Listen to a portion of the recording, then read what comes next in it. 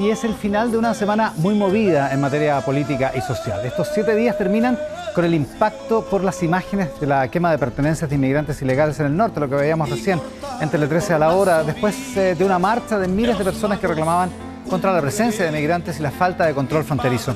La situación amenaza con seguir empeorando en este ámbito. La convención tuvo una semana compleja. La dirección de presupuesto le negó unos 1.700 millones de pesos que había pedido para pagar asesorías y viáticos principalmente. Los fondos están todavía negociándose y ese trabajo debería asegurar también los montos del próximo año para esos mismos fines que no están contemplados en la ley de presupuesto que el gobierno envió esta semana al Congreso. El contagio de coronavirus terminó por postergar hasta la próxima semana la votación del reglamento, donde la definición de poder constituyente originario y el mecanismo de renuncia y reemplazo de un convencional siguen provocando discusiones. Y para colmo, una convencional terminó en la comisaría por un problema de violencia intrafamiliar en las últimas horas. En fin, esta semana comenzó la campaña electoral. Estamos a 8 domingos de las elecciones y también fue el primer debate en televisión de los candidatos presidenciales que dejó varias lecciones y preguntas en los distintos comandos. La senadora Yasna Proboste, la única mujer en esta carrera, estará en el programa de hoy. Ya hablaremos sobre la convención y las candidaturas de la derecha con la convencional Marcela Cubillos. Pero iniciamos el programa de hoy todavía con el impacto por la muerte de una de las voces más importantes de la música popular y de la cultura chilena de las últimas 6 décadas. Enfermo desde hace tiempo, habiendo vivido 1000 vidas, como recuerdan hoy sus cercanos. Ayer murió Patricio Mans, cantante, compositor, escritor, poeta, cronista del país, del exilio, de la izquierda, de todas las izquierdas y de la vida chilena. Un artista enorme y fundamental. Grabó su primer éxito a mediados de los 60, hace más de 55 años, inaugurando una trayectoria tan singular como brillante y que se extendió prácticamente hasta el día de su muerte. Inolvidable, con su Arriba en la Cordillera, Patricio Mans musicaliza el programa de hoy de Mesa Central. Bienvenidos.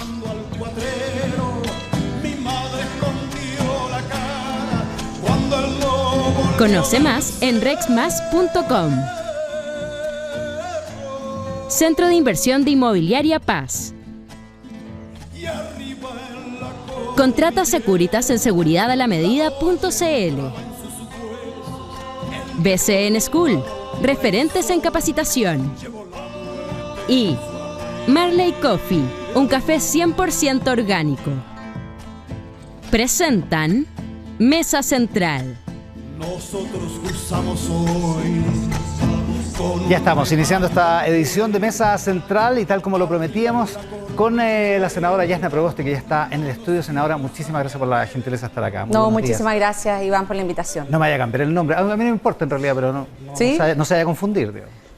Trataré. ¿Sabes qué me pasa eso? Porque yo viví muchos años con pasó de verdad porque algunos piensan que lo tenía preparado. Yo viví muchos años con mi bisabuela, o sea, mi bisabuela que fue la que crió a mi mamá. Y ella siempre nos cambiaba los nombres a todos, ¿eh? Y al final terminaba diciendo tú, niña, y nosotros nos reíamos mucho por eso. Entonces yo creo que ella siempre se hace presente porque soy también bien buena para cambiarle los nombres. Ya, porque algunos piensan que lo tenía preparado, que no fue casual. No, de hecho le pedí disculpas de inmediato y si le molestó, vuelvo a solicitarlo. Igual me llama la atención que alguien se moleste porque lo confunden con su ex jefe, no creo. Pero bueno. Bueno, es que depende de las connotaciones que eso tenga. Oiga, a propósito de Me mentalicé para no decirle Sebastián II, pero... Ya, pero bueno, pero es que ese sí que es un mote... Sí. Ya, porque tiene connotación política. El Sebastián II, o sea, más tiene que ver, más claro, tiene que ver también cómo lo vemos, ¿no es cierto? Más de lo mismo. ¿Qué es la acusación? La acusación de su campaña, acusación política, digamos, entre comillas, de que hay continuidad en esa... Sí, mira, yo creo que más allá de eso, creo que... lo que ha desatado harta preocupación y conversación post-debate tiene que ver con una pregunta muy sencilla que nosotros hicimos respecto de el impuesto a los súper ricos y de paso en su pasado como lobista. Le voy a preguntar por eso. Que negó y bueno, yo entiendo que estaba invitado también a este programa y por eso me cambiaron la hora, digamos, o no. Cambiamos la hora. Entonces sí, creo que es importante... Estaba invitado al programa y el viernes en la noche nos canceló la entrevista, eso pasó. Entonces, sí. Creo que igual es importante... Ahora, no sé si eso tiene que ver con el affair del lobby o no, pero... A ver, ¿cómo evalúa usted el incidente? Primero, desde el punto de vista suyo, personal, ¿usted cree que estuvo bien hacerlo así, mostrar el papelito, decir que el dato estaba en Wikipedia? O sea, mire, es que yo creo que más allá de la fuente, lo importante es que cuando hay personas que han basado también su campaña en su trayectoria personal, pareciera que aquí su orgullo laboral o su pasado laboral no es algo que lo enorgullezca y por eso que...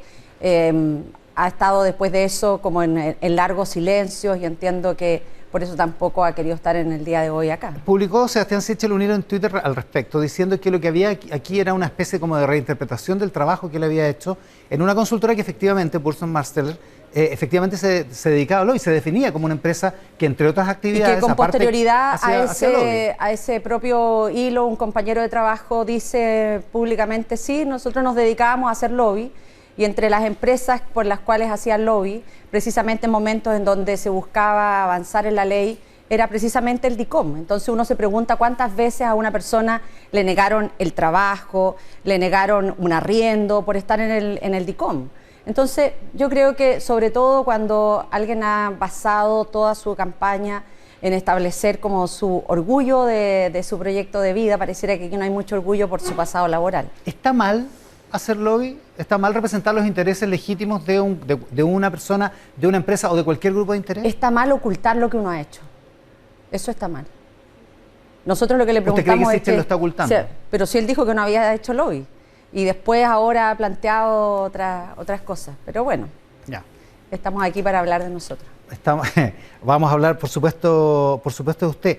¿Sorprendió? O sea, no sorprendió porque se estimaba que usted en el debate iba a tomar una posición respecto al cuarto retiro de los fondos previsionales. ¿Pero tomé? Sí, pues por eso. Ah. No, le digo, no sorprendió porque se esperaba realmente, pero ¿por qué se decide por apoyar el cuarto retiro? Porque usted tenía una duda legítima, tomando en consideración que usted había protagonizado la negociación por mínimos comunes, de la que se entendió, en la que subyacía que se aumentaba el IFE en el nivel superlativo en el que se aumentó para precisamente evitar más retiros de fondos previsionales. Iván, porque tal como lo planteé en el debate y lo he conversado con muchos de nuestros colegas, hay dos temas que siguen estando presentes. Efectivamente, logramos tener ayudas de carácter universal, muy por sobre los 65.000 pesos que celebraban algunos, que le llegaban solo a ciertas familias en nuestro país. En esos momentos, cuando la mayoría, cuando ingresaba sus datos, lo que recibía como respuesta era una X, usted no califica. Logramos pasar de esa realidad a un ingreso familiar de emergencia universal, pero hay dos temas que siguen estando presentes y que fue lo que planteé. 3.100 y tantos millones de dólares mensuales, digamos. O sea, claro, pero sabes que, yo por eso ocupé el adjetivo superlativo. Hay dos temas que siguen estando presentes y que tiene que ver con lo que hemos denominado el síndrome Parisi. Mujeres, abuelas, personas que durante muchos años hicieron un esfuerzo por reclamar el legítimo derecho a la pensión de alimentos y solo lo han obtenido a partir de los retiros. El propio Poder Judicial nos ha señalado en el Senado que recibieron más de 900.000 solicitudes. De esas se han pagado cerca de 500.000, hay todavía una cantidad de personas que esperan a partir de los retiros poder hacer justicia y que es obtener el derecho a la pensión de alimentos. Pero también he conversado con muchas mujeres que han perdido su empleo, que no han tenido ninguna posibilidad para emprender porque el FOSI, Cercotec, Banco Estado le niegan esta posibilidad de apoyo y solo lo han podido hacer a partir de los retiros. Y por eso que planteé, pero pagar Iván, las pensiones alimenticias adeudadas, que es un desastre y la verdad es que una debería ser un vergüenza, escándalo, una vergüenza. una vergüenza. Pagar Iván. eso con cargo a 10 o 15 mil millones de dólares de los fondos previsionales parece como realmente matar una mosca con un bazooka, digamos. Pero junto con eso, además, planteamos, Iván, la necesidad de que el gobierno le pusiera a discusión inmediata al proyecto que hoy día estamos tramitando, que modifica la ley de pensiones de alimentos. No, de acuerdo, pero para que nos entendamos. Es que estamos es una hablando, realidad muy dolorosa. Mira, sin esta duda. pandemia... No, pero solo para que nos entendamos. Estamos hablando de un retiro de 10 o 15 mil millones de dólares, depende de la cantidad de gente que lo retire. Depende de la cantidad de la gente que lo retire. Pero estamos hablando de miles de millones de dólares contra... Yo espero que no lo sigan retirando más los ministros, los voceros de algunos candidatos. Yo espero que realmente lo siga retirando la gente que lo necesita. Contra 627 millones de dólares que es lo adeudado en materia de pensión alimenticia. O sea, digo, hay una cierta desproporción en la herramienta versus el problema. Claro, pero no hay otra herramienta, Iván. Mientras no tengamos otra herramienta, por eso es lo que nosotros decimos, mire, gobierno, usted tiene la facultad, colóquele discusión inmediata al proyecto que hoy día se perfecciona en el Senado, que busca hacer mucho más ágil y condenar de manera mucho más severa el no pago de la pensión de alimentos. Claro, y se discute esta semana en el Senado, ¿no? No sé, nosotros ya lo despachamos hace semanas de la Comisión de Mujer y Equidad de Género. Está listo para ver si está terminando la Comisión de Hacienda eso en el Senado. Pero cuando el gobierno tiene un instrumento, el instrumento que tiene el gobierno son las urgencias. Cuando el gobierno quiere avanzar en algo, le pone discusión inmediata, en donde hay plazos acotados. Usted fue presidente del Senado, ¿no? Por eso. Ya no entremos en esa discusión mejor. No, Oiga, pero el ministro Cerda, en una entrevista hoy de Olga Bustamante y Rodrigo Cárdenas en La Tercera, Le preguntan por esto, ¿qué le parece que quienes lideraron desde el Parlamento el acuerdo a los mínimos comunes, le hace Yarna Proboste, ¿para qué estamos? Como una forma de terminar con los retiros, hoy digan que van a votar a favor. Y el ministro Cerda dice, yo espero que eso no ocurra. Bueno, mire, nosotros, yo le he señalado... caso al ministro, por lo que veo. No, pero yo además le he señalado muy claro, y lo dije también en el debate. Los retiros no terminan con las administradoras de fondos de pensiones. Los retiros terminan con los ahorros de las personas. Y ¿sí? Señalé a continuación en que nosotros esperábamos que aquellos que no necesitaban estos retiros no lo hicieran. Se han descubierto por informaciones periodísticas que varios ministros han hecho uso de estos retiros. No es el caso del ministro Cerda, porque él lo dijo, yo era ciudadano. Yo creo que en ese momento en que hizo el retiro, yo creo que a lo mejor en ese momento ni siquiera pensaba que iba a volver al gobierno. Hay múltiples razones. Lo llamaron el hijo pródigo, cuando él volvió al gobierno. Cuando se había ido de la dirección de presupuesto. Oiga, usted en algún momento dijo, creo que lo dijo aquí mismo en el programa, que iban a tomar una decisión de la oposición respecto del asunto. Sin embargo, ya se pueden contar varios: Insulza, Montes, Letelier, Rincón, Goich, Lagos Ver, 6 senadores, y me quedé así una revisión rápida que hicimos, que están en contra, digamos, y que son senadores de oposición. Digo, o sea, la oposición se va a dividir en el Senado. Mire, para nosotros siempre fue muy importante que decisiones como esta fueran muy conversadas interiormente. Nosotros hicimos un esfuerzo porque este proyecto del retiro se viene discutiendo en la Cámara hace harto tiempo, se ha ido dilatando la puesta en la sala, después volvió nuevamente a la comisión por algunas indicaciones que se presentaron. Entonces ahí dijimos, ya esto tampoco se puede seguir dilatando, y yo conversé con varios senadores y senadoras, y por lo tanto nuestra decisión también es una decisión que está conversada con muchos senadores y senadoras de la oposición. ¿Todavía hay mayoría en la oposición para aprobar en el Senado? Un retiro así. Ya, pero al origen de la pregunta, ¿no estaba en los mínimos comunes y en la ampliación del IFE el entendido de que se paraba con los retiros porque los retiros son dañinos desde el punto de vista de la salud del sistema previsional? No de la salud de las AFP, de la salud del sistema previsional, cualquiera que sea el que se reforme. Claro, por eso a nosotros nos parece muy importante señalar en que los retiros no terminan con el modelo de AFP. Sí, pues. Terminan con nuestros ahorros previsionales. O sea, el modelo que usted, si usted es presidente, el modelo que usted quiera poner, que usted dijo que lo iba a plebiscitar a propósito, después nos cuenta cómo, se va a ver perjudicado porque hay 50.000 millones de dólares menos. Bueno, esto es una discusión bien técnica también, porque hay quienes dicen, mire, solo con los flujos podemos hacer una transformación muy importante en el sistema. Hay quienes pensamos en que los flujos son importantes, pero también el que nosotros tengamos una capacidad de mantener los ahorros de los trabajadores y trabajadoras con este propósito de pagar pensiones más dignas. Claro, porque solo con los flujos no se genera rentabilidad. Lo que nosotros hemos dicho es que los retiros no terminan con un modelo de administradora de fondos de pensiones, un modelo fracasado en nuestro país, un modelo responsable también de que hoy día la ciudadanía diga, mejor tengo yo la plata y no la tiene un sistema que lo que nos hace, sobre todo aquellos que están en los fondos D y E, que eran supuestamente los fondos más conservadores, más estables, hoy día son los que tienen la mayor pérdida en nuestro país. Y por lo tanto, si nosotros queremos migrar, como lo es nuestra propuesta, a un sistema de seguridad social que establezca una base común de una pensión básica universal de 225.000 pesos para todos los chilenos y chilenas como un primer piso, como un piso de entrada, y luego un segundo piso a partir de los ahorros de los trabajadores, de las cotizaciones de los empleadores, podamos avanzar a un sistema muy distinto al que tenemos en el día de hoy. Le quiero preguntar más en detalle eso, pero digamos que entre las razones para hacer retiro, que a lo mejor vaya a saber uno, el ministro Cerda, la ministra Schmidt o la vocera Catherine Martorell, que usted ha aludido sin nombrarla, y tuvieron eso en consideración, está el... Han dicho que tuvieron emergencia. Lo que dice... no, pero da lo mismo la pero razón, lo que han dicho ellos, que es por enfermedad, por emergencia. Ya, pero entre las razones que hay, está el que, como dice el senador Moreira, hay alguna gente que dice, ¿sabe qué? Antes de que me estaticen los fondos, prefiero tenerlos yo en alguna cuenta a mi haber. ¿Usted descarta totalmente la estatización de los fondos? Absolutamente. O sea, lo que hay en las cuentas individuales va a seguir siendo de cada trabajador de propiedad absoluta, sin cuentas nocionales, sin cambios en esa materia. Mire, absolutamente los ahorros de los trabajadores van a ser siempre de las y de los trabajadores. Aquellos que han planteado el tema de la estatización no hemos sido nosotros. No, pero lo han planteado como una forma de digamos. generar una caricatura Senadora, que esto lo hemos hablado que varias esconde veces. la protección usted a los un proyecto modelos. donde había cuentas nocionales. Lo que nosotros Eso- firmamos, eso lo descarta. nosotros firmamos un proyecto de ley, presentamos un proyecto de ley para terminar derogar con el decreto ley 3500, el decreto ley sí. 3500 para establecer un sistema de seguridad social con los estándares de la OIT. Que establecía, entre otras cosas, cuentas nacionales. Por eso le digo, las cuentas nacionales no corren más. Lo que en su idea. establece además es la necesidad de que parte de estos recursos también se puedan invertir en nuestro país con estándares de protección al medio ambiente, de generación de mano de obra, Pero que en lo que pero en permita una cuenta- es pero en generar una cuenta del una mayor trabajador. rentabilidad. Pero en una cuenta Siempre de cada los recursos trabajador. van a ser de los trabajadores y Ya. trabajadoras. Otra cosa, usted me dice, hay quienes piensan que con los flujos se pueden financiar mejores... Ya. El problema de eso es que somos cada vez menos los que trabajamos y cada vez más los que jubilan. Entonces, con los flujos realmente no va a dar.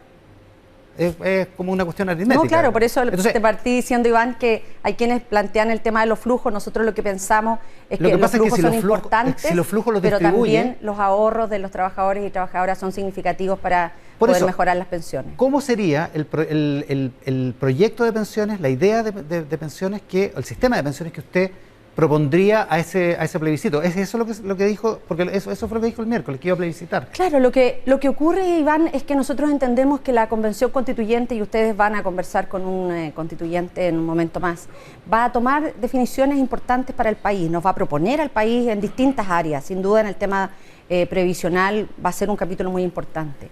Este proceso va a concluir en un año más, que tengamos el plebiscito. La ciudadanía espera que ahora nosotros nos pongamos de Por acuerdo supuesto. y podamos mejorar el sistema de pensiones. Y lo que nosotros proponemos es ingresar un proyecto de ley que permita avanzar en temas de hacer la participación mucho más vinculante en aspectos como el sistema de seguridad social que requiere nuestro país, y definir aquellos que puedan quedarse en un modelo de administradora de fondos de pensiones. Nosotros siempre lo hemos pensado así, en que O sea, que aquellos puedan que seguir quieran, existiendo las que AFP, puedan ¿ya? seguir ¿Ya? las personas que quieran estar allí, y que podamos tener un sistema de seguridad social público, sin fines de lucro, que tenga un solo propósito, que sea pagar pensiones con dignidad. O sea, ¿habría dos sistemas?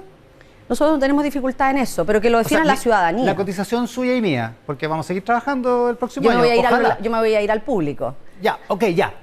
Y su y cotización... me voy a llevar todo y lo que tenga. y su en la- 10%, me voy a todo- llevar todo lo que tenga de la administradora de fondos Al de pensiones público. a mi sistema de seguridad Y si yo me social quiero- sin fines de lucro. Ya, y si yo me quiero quedar en el Usted se DAFP, quedará con la capitalización individual. Ya, pero no me mire así, po, si estoy poniendo un ejemplo nomás. Oiga, ya, pero si yo me quiero quedar en la AFP, ¿mis nuevas cotizaciones se van a quedar en el sistema de AFP? Por supuesto, si usted va a tomar esa opción. Ya, ok, o sea, va a estar dividido en ese sentido. Si Oiga, usted es un trabajador nuevo, va a entrar al sistema público. desafortunadamente ya no soy nuevo. Ya- No, por eso. ya Ni Ha usted pasado- ni yo pudimos, me imagino yo, Oiga. optar por quedarnos en el sistema antiguo, porque usted y yo fuimos obligados a entrar Exactamente, a un nos- modelo de administradores Sí, de pues fondos de nosotros pensiones. entramos y ya estaba así. Oiga, No otra, siento. otra cosa que queda en el debate, que queda después del debate, usted habla del síndrome de París, hay algunos que ya están pensando en el síndrome Tomic, porque se critica la campaña de Ramiro Tomic en 1970 como una campaña que trató de competir en el izquierdismo con Salvador Allende, abandonando un poco al centro político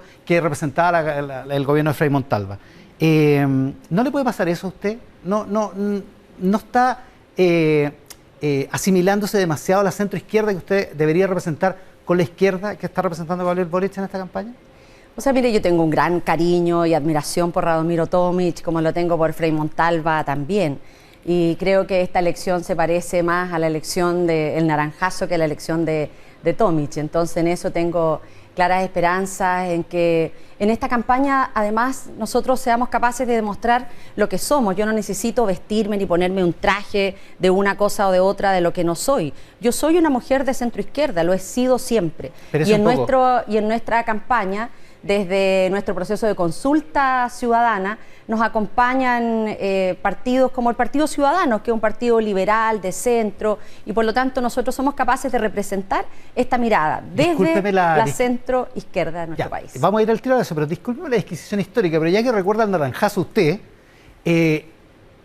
¿usted está pensando en repetir esa experiencia? Es decir, que la derecha se asuste después de una elección complementaria y termine votando por la candidata menos, o candidato menos de izquierda que por el candidato de izquierda, como fue el 64? Que ¿Está pensando en eso? la ciudadanía vote por quien tiene un mejor liderazgo, como lo hizo en ese tiempo por el presidente Frei Montalva, que llevó adelante transformaciones tan importantes que perduran hasta el día de hoy. La reforma agraria, O sea, que la derecha no sindicalización tenga candidato. En el campesina. fondo. Eso es lo que... En el fondo, que el país entienda que el momento que nos encontramos es tan crítico en que hoy día se requiere un liderazgo que esté consolidado, con convicción, con fuerza, con gobernabilidad, que lleve adelante las transformaciones que este país necesita, pero que las lleve adelante en paz, en diálogo y en conversación con todos y todas. Se lo pregunto de nuevo, ¿usted aspira a llegar a la segunda vuelta contra Gabriel Boric y que los votantes de derecha la apoyen? No, mire, yo aspiro a llegar a la segunda vuelta con el candidato que se defina. Ya, ok. Ya, pero todo indica que va a ser con Boric, que va ganando, digamos. ¿Vio la encuesta de la UDD hoy día en el Mercurio? No, no la vi. No. Ah, ya, ok. Después se la cuento. Bueno, ahí me la cuento. Todo indica que va a ser con Boric. Si eso es así, y usted me recordó el naranjazo, si por eso nos metimos en este tema. Está bien, pues. Está bien. El naranjazo es una elección, para la parte más joven de nuestro público, que es una elección complementaria que se dio justo antes de la elección del 64, donde triunfó sorpresivamente un candidato de izquierda en la región del Maule, y eso asustó, entre comillas, a la derecha, que terminó abandonando a su candidato, que era Julio Durán, y terminó volcándose con Frei Montalva. Eso fue lo que pasó. ¿Usted cree que podría pasar algo así? La ciudadanía reconoció en ese momento en el expresidente Frei Montalva una capacidad de liderar las transformaciones que este país requería. Yo creo que en el día de hoy nosotros nos encontramos en una situación que es compleja. Yo creo que nadie de los que está hasta ahora mirando este programa reconoce el momento especial. Este no es un momento como podría haber sido cualquier otro en la historia de nuestro país. En un proceso constituyente donde nosotros tenemos que garantizar el éxito de la convención, porque el éxito de la convención va a ser el éxito de nuestro país. Vamos a poder transitar en paz en las transformaciones que este país requiere, y por lo tanto yo no me sumo a aquellos que buscan generar un fracaso o una confrontación permanente al interior de la convención. Ya, abandonemos la disquisición histórica. ¿Qué significa ser de centroizquierda en comparación con la candidatura de Gabriel Boric hoy para usted? Mire, nosotros, a mí la verdad no me interesa generar ni similitud ni diferenciación con unas o con otras candidaturas. Nosotros representamos... Lo tiene que hacer porque usted está ofreciendo... pero nosotros representamos a la centroizquierda de nuestro país. Nosotros representamos lo que somos. Esta no es casual que sea la única candidatura de mujer. Yo no necesito vestirme de feminista para poder estar en este proceso, porque soy mujer, porque he vivido las situaciones de discriminación, porque entiendo lo que hoy día significa avanzar en mayor igualdad de oportunidades. Yo no necesito vestirme de descentralización para estar en esta región, porque nací, vivo en regiones, sé los dramas que hoy día significa en que el Estado tenga un rostro distinto dependiendo en donde a uno le toque vivir. Entonces, cuando uno está aquí en la región metropolitana o tiene recursos en otras zonas en donde hay una persona que tiene, no sé, pensando por ejemplo en la lamentable noticia de Patricio Mans, una enfermedad y necesita dializarse, tenemos comunidades enteras en donde no tienen centro de diálisis. Estoy pensando en Chañaral y así como en Chañaral en tantas otras comunidades que tienen que desplazarse mucho tiempo para poder llegar hasta un centro urbano, pero esta ha sido nuestra candidatura la que ha planteado con fuerza los temas de descentralización, porque nadie puede defender lo que no le toca vivir permanentemente. Sí, Boric te dirá que es de Magallanes. Digo, o sea, esa idea, ¿qué es lo sustantivo que la diferencia? ¿Por qué yo tendría que votar por usted y no por Gabriel Boric si esas ideas me representaran, si las ideas de la izquierda me representaran? Porque yo entiendo, Iván, que tú eres una persona muy informada y sabes que lo más importante para nuestro país es ser capaz de dar gobernabilidad. ¿Por qué un chileno cualquiera tendría que votar por usted en vez de por Boric? Es un tema que también nosotros si es que le gustan las ideas de la izquierda y la centroizquierda. Se lo pregunté porque en el sorteo me tocó preguntarle a Gabriel. Y yo creo que es complejo y en muy buena disposición tengo la duda, porque es complejo liderar una coalición que no te apoya en determinadas maneras. Él había planteado su oposición al cuarto retiro y su coalición no lo apoyó y terminó cambiando de posición. Él planteó a partir de su participación y la firma en el 15 de noviembre el Acuerdo por la Paz, y su coalición tampoco lo apoyó en esa oportunidad. Él ha defendido los 2/3 en la Constitución y parte de su coalición tampoco lo apoya. Entonces, por eso ahí hay una diferencia para nosotros concreta. Es muy complejo, entiendo yo, liderar una coalición en la cual estás en permanente tensión con eso. ¿Sabe por qué se lo pregunto? Porque el senador Montes, por ejemplo, esta semana en una entrevista en la Radio Pauta dijo que la campaña suya necesitaba un nuevo impulso, un nuevo diseño o cambios que le permitieran dar mayor energía de aquí a las 8 semanas que quedan hasta la elección. ¿Qué piensa de esa crítica? ¿Qué piensa de que se haya hecho públicamente, además? No, pero mire, a mí me parece muy bien. Él siempre tiene un gran espíritu de colaboración, de trabajo en equipo. Ayer él estuvo precisamente en la Florida encabezando el acto de constitución de nuestro comando. ¿Pero hay que hacerle caso a Montes? Hay que escuchar ¿Hay a que todos. cambiar? Hay que escuchar a todos, a todas. Eso es parte de lo que nosotros hacemos permanentemente. Escuchar, acoger, mirar aquellos temas que tienen que ver también con las ideas de nuestra campaña. Hay quienes no les gusta que nosotros estemos mucho en terreno. Y dicen, mira, pero ¿por qué vas a Curarrehue si en Curarrehue hay un bolsón electoral muy poco? Bueno, porque para nosotros la descentralización es importante y no son solo los grandes centros urbanos. Ayer estuvimos en Lo Prado, en Maipú, en Recoleta, en Ñuñoa, pero así con esa misma energía yo estoy en comunidades más pequeñas porque me interesa escuchar a este Chile real, me interesa estar como lo hicimos durante la semana pasada con los vecinos en Angol, en Victoria, en Lautaro. Pero no me venir a decir que Monte la está criticando por ir a Curarrehue. Aquí hay un problema de diseño de la campaña y de diseño del comando. ¿Usted va a hacer cambios en eso? No, mire, nosotros hemos hecho ya... ¿O usted no cree que haya problemas? Hemos adoptado muchas... a partir de las informaciones, de los comentarios, sugerencias, pero lo que yo me quedo es con la imagen y con el video de ayer, en donde el propio senador Monte estaba encabezando el comando nuestro en la Florida. Ya, o sea, no hay cambio esta semana por lo menos, no hay cambio. ¿Cambios de qué, Iván? En su comando, digo. Si nosotros ya tenemos ahí nuestro generalísimo, Alejandro Goich, que está trabajando ahí con todo. Hay un equipo territorial con participación de todas las fuerzas que nos acompañan, desde Ciudadanos hasta el Partido Socialista. Y yo estoy además muy agradecido porque es un comando territorial que se expresa en cada una de nuestras actividades en el territorio. Yo soy súper bien de terreno y eso es algo que es innegable. Uno también coloca su sello en esta tarea, porque finalmente la candidata, como uno dice, la candidata es uno y uno tiene que tratar de pasarlo bien. Nos quedan 56 días de campaña y de verdad para mí es muy alentador, es muy motivante, es una energía muy especial poder estar en terreno, en contacto con la ciudadanía, escuchar, acoger. Eso es algo que para mí siempre ha tenido un gran valor y yo creo que uno llega a estas posiciones a partir de lo que es y con las luchas que hemos dado. Y por eso que hemos dicho, mire, vamos a pagar la deuda histórica de los profesores y profesoras de nuestro país, porque no podría yo llegar a ser candidata presidencial cuando hemos acompañado durante años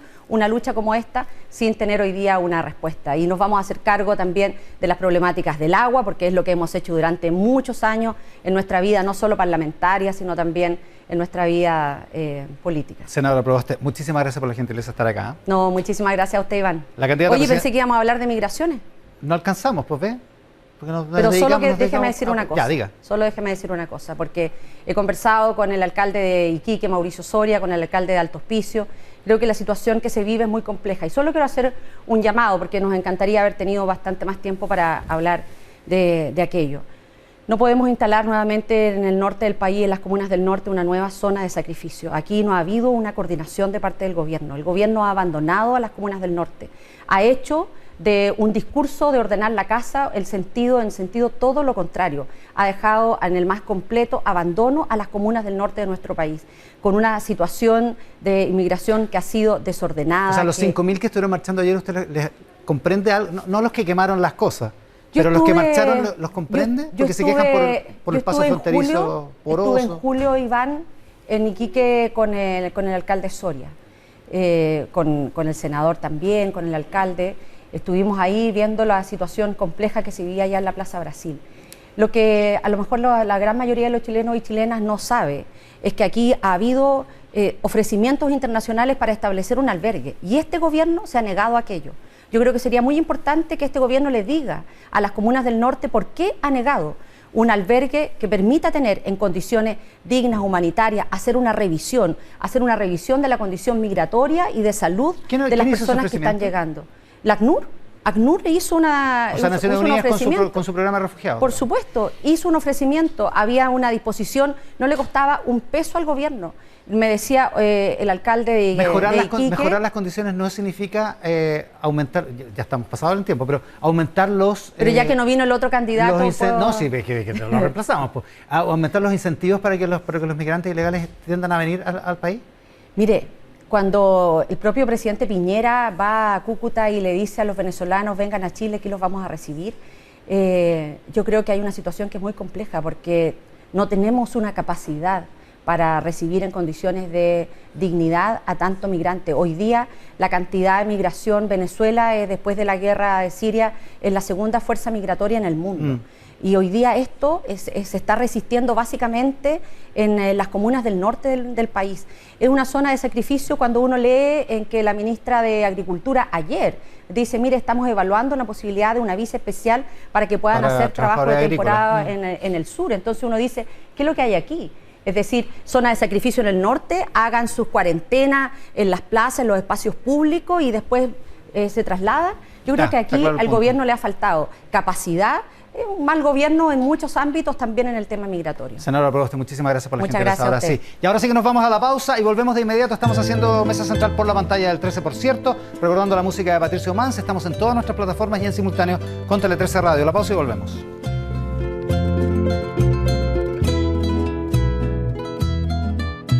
Securitas, seguridad a la medida de tu empresa. Está presentando Mesa Central. ¿Qué sabes de cordilleras? ¿Qué tal? Entender que cada empresa es única y que necesita medidas de seguridad diferentes es la esencia de Securitas. Por eso, si buscas un servicio de seguridad a la medida de tu empresa, contacta a un consultor de Securitas en seguridadalamedida.cl y te recomendará la mejor solución para proteger tu negocio. Securitas, la mejor medida de seguridad es una seguridad a la medida, auspiciando este segmento de Mesa Central acá en Canal 13, en simultáneo con Tele 13 Radio y con nuestros columnistas ya acá en el estudio, Alfredo Joañán, Pía Mundaca, Gonzalo Miller y Cristian Bofil. Muy buenos días a todos. Muchas gracias por compartir este domingo con nosotros. Buenos días. Muy buenos días. Les voy a empezar a preguntar de inmediato lo más importante, pero quiero hablar con Gonzalo Miller primero, porque Gonzalo ha estado en la controversia. Últimamente estaba fuera de Chile, entiendo, cuando se dio esta controversia por lo que se estima es un doble contrato con la Municipalidad de Las Condes. En fin, una situación que en fin, tenemos que conversar, digamos. Sí, mira, yo creo que toda persona que trabaja y es parte, ¿no?, del debate público, frente a cualquier requerimiento o cualquier condición de este tipo, tiene la obligación de dar respuesta y en esa condición quise decirlo. Porque para mí era público y notorio que trabajé durante el periodo del alcalde Lavín, de hecho un periodo muy exitoso de su gestión en la Municipalidad de Las Condes. De hecho tenía oficina ahí, atendía audiencias públicas, ¿no es cierto? Recibía a muchas personas. ¿Como asesor de Lavín? Claro, en la municipalidad dentro de su gestión. Y al mismo tiempo tenía un segundo rol definido también en la Corporación Cultural de Las Condes, que tenía que ver con ese segundo rol que era pagado, un contrato que era pagado con recursos propios de la corporación, producto de que mi rol tenía que ver con la generación de nuevos proyectos y de recursos propios de la corporación. Y la verdad fue un proyecto que fue muy interesante, muy exitoso y que nos permitió también realizar nuevos museos, nuevas exposiciones, festivales televisados y que me permitió a mí realizar una labor de intercambio con productoras, con canales y con todo. Entonces, en ambos roles... estoy muy contento de la verdad de haber participado en la gestión de un alcalde. O sea, no es que haya habido un doble contrato. No, o sea, lo que hay es que yo tenía dos roles y cada uno de esos roles eran organizaciones independientes. La Corporación Cultural de Las Condes es una corporación de derecho privado. ¿Cumplías con esos dos roles? Yo cumplí esos dos roles, hice las dos pegas, como lo estoy explicando. Lo que me puedo preocupar es de haber hecho esos dos roles, haber cumplido con mi mandato en cada una de esas instituciones, y eso es público notorio, y así además lo hice en mi calidad de asesor, ¿no? Y de relacionarme con canales de televisión, con productoras, con artistas, con aquellos que sacaban adelante museos, Festival de Las Condes, el Museo de Cera y otras instituciones. Entonces, yo creo que aclarado eso, me parecía razonable, ¿no es cierto?, despejar esa duda, y también alguna otra que tenía que ver con mi condición académica, ¿no? En algunos casos. ¿Por qué? Porque en muchos casos yo soy licenciado en Derecho en la Universidad Católica, di mi examen de grado, lo aprobé, hice la práctica, hice todo por una decisión personal, no he jurado ante la Corte Suprema. ¿Te falta ese trámite? Solo eso, es un trámite administrativo y es lo único que me falta. El trámite más fácil de todo. Bueno, sí, pero es una decisión personal porque eso es lo que te habilita para participar de los tribunales y que no era mi área de interés.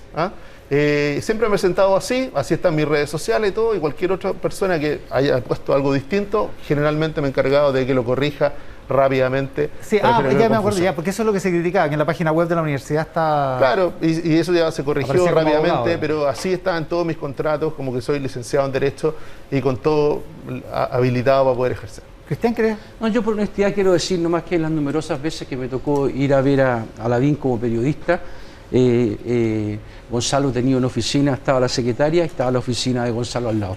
Eso lo puedo, o sea, que era una puedo pega que hacer. se hacía, digamos, en ese sentido. Ya, me parece que está despejado el punto, así te lo agradezco mucho, Gonzalo. Vamos a lo más importante de la semana. Para ti, Pía Mundaca, ¿qué fue? Yo creo que no puedo evitar comentar las imágenes que vimos ayer en esta protesta en Iquique, que terminaron con personas quemando las pertenencias de migrantes venezolanos. Una de las personas venezolanas afectadas de esto señaló que esto no se le hace a ningún ser humano, y no puedo estar más de acuerdo con aquello. Creo que fueron imágenes horrorosas, muy preocupantes, pero que además dejan en evidencia un problema de fondo.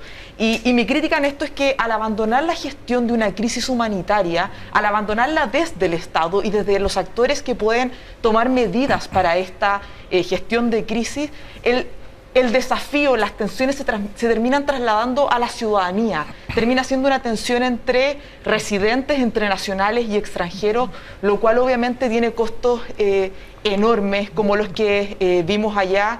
Y yo creo que tenemos que volver a retomar el tema migratorio, porque en mi experiencia las consecuencias de políticas migratorias no exitosas son justamente la irregularidad.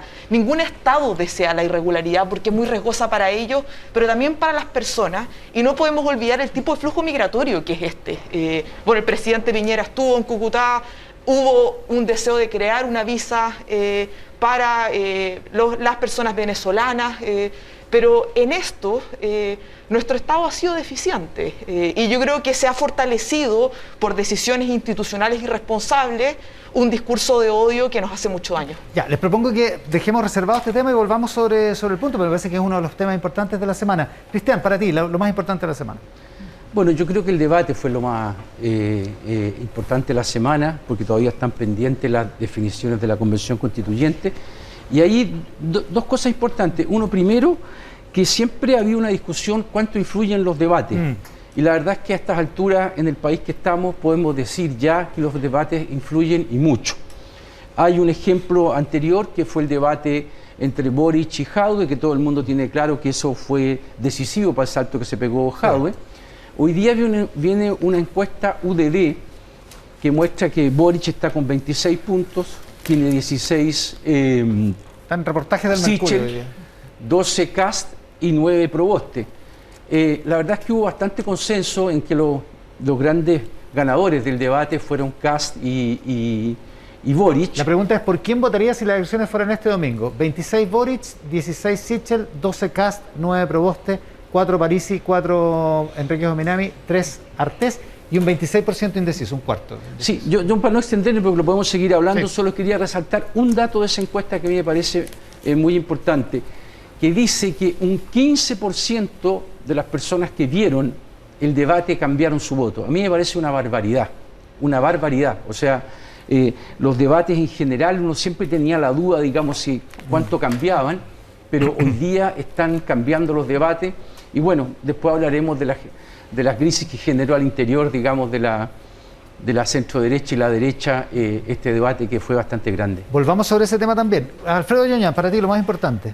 Bueno, yo creo que lo más importante es una combinación, una especie de síntesis entre lo que decía Pía sobre la crisis migratoria en Iquique y lo que acaba de mencionar Cristian a propósito de los números, de en qué lugar están quedando los candidatos después del debate. Y efectivamente es todo un tema que Sichel esté más cerca de Kast que de Boric. Eso es un problema objetivo. Claro, está a 10 puntos de Boric y a 4 de Kast. Ergo, está más cerca de Kast que de Boric.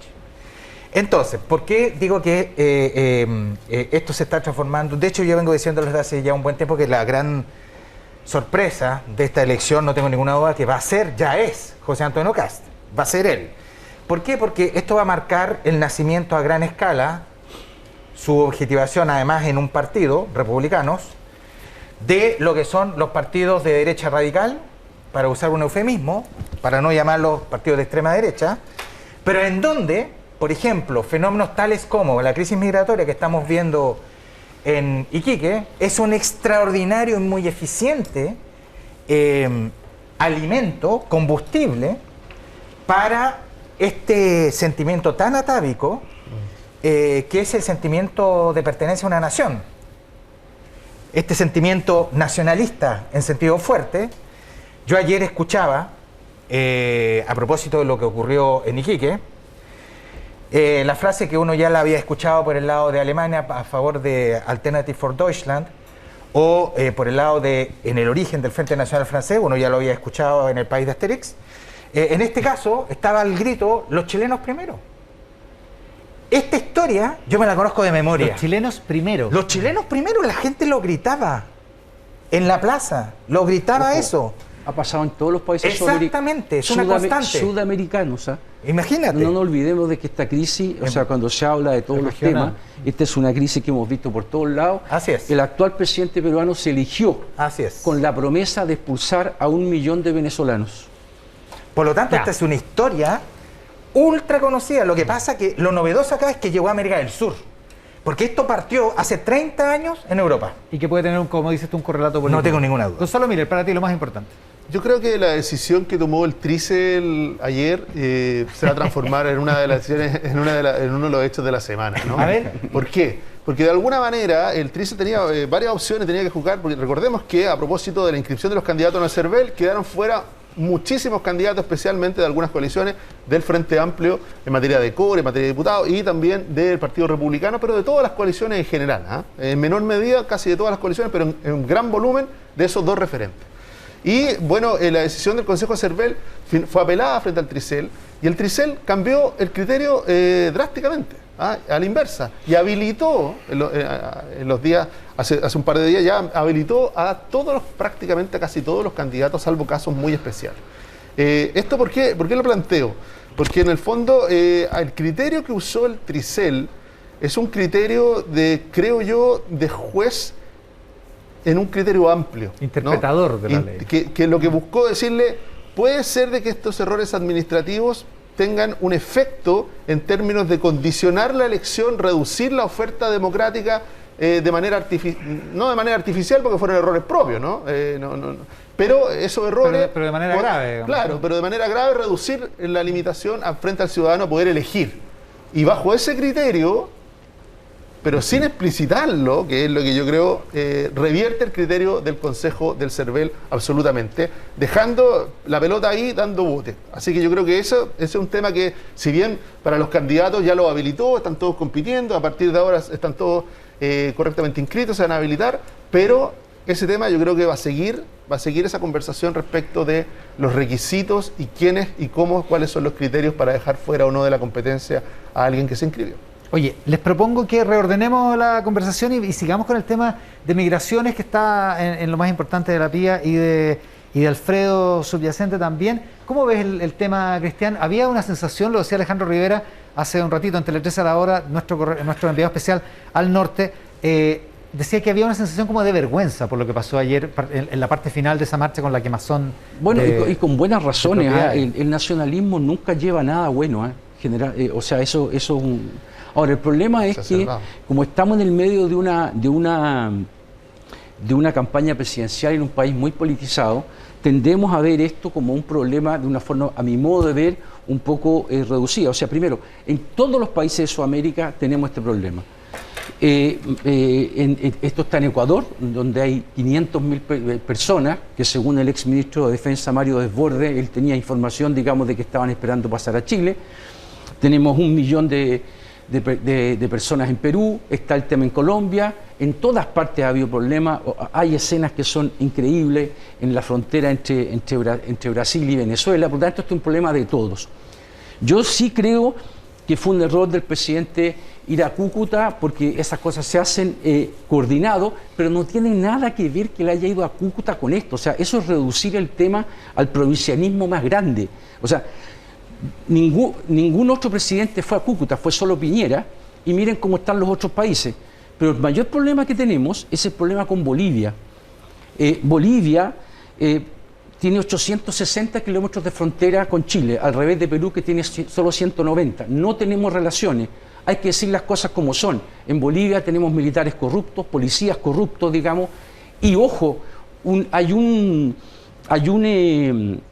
factor que se menciona poco. El tráfico de inmigrantes es un gran negocio. No debe ser tan bueno como el tráfico de droga, digamos, pero como hay más impunidad, probablemente debe ser uno de los mejores negocios que hay ahora en la frontera. Ahora, yo soy bastante pesimista cómo tratar esto porque la gente tiende a ser chauvinista, lamentablemente, en Chile y en todos lados.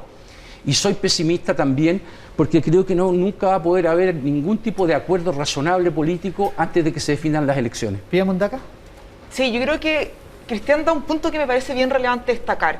Por supuesto, este no es un problema únicamente de Chile. La migración, por definición, es un desafío que requiere coordinación interregional, que además es muy importante reconocer por qué existe este flujo migratorio, que es por la crisis que existe en la dictadura de Maduro en Venezuela. Entonces, poder enfrentar una solución y diseñarla requiere que pensemos cuáles son las motivaciones de por qué esas personas están saliendo de Venezuela. En búsqueda de turismo y oportunidades laborales no es el foco, insisto, es una crisis humanitaria.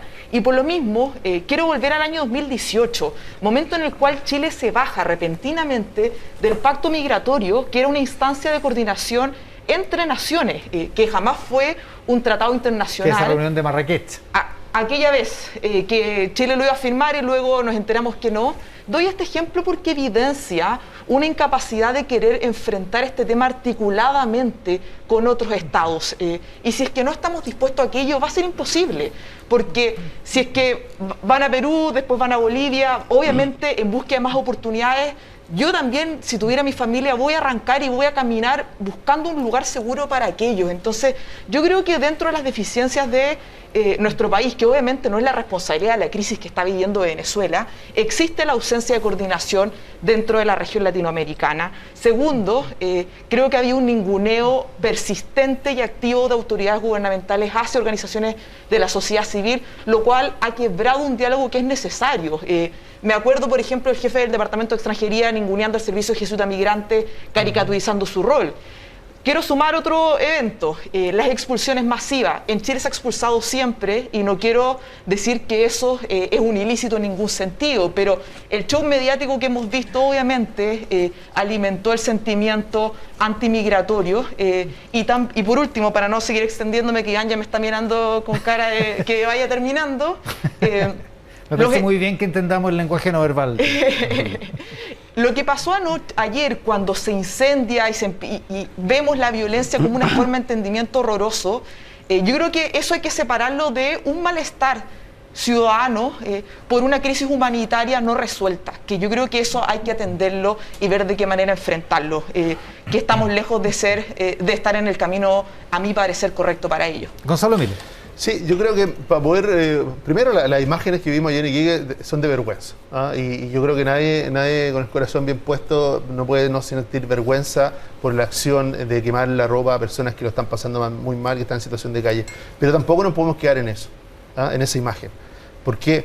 Porque aquí ni el buenismo de creer de que aquí Chile puede resistir la llegada de cualquier cantidad de migrantes sin ninguna restricción, ni tampoco la xenofobia son los caminos que tenemos que seguir. Aquí lo debemos apuntar a tomar en serio la situación de la migración. Nos ha costado mucho.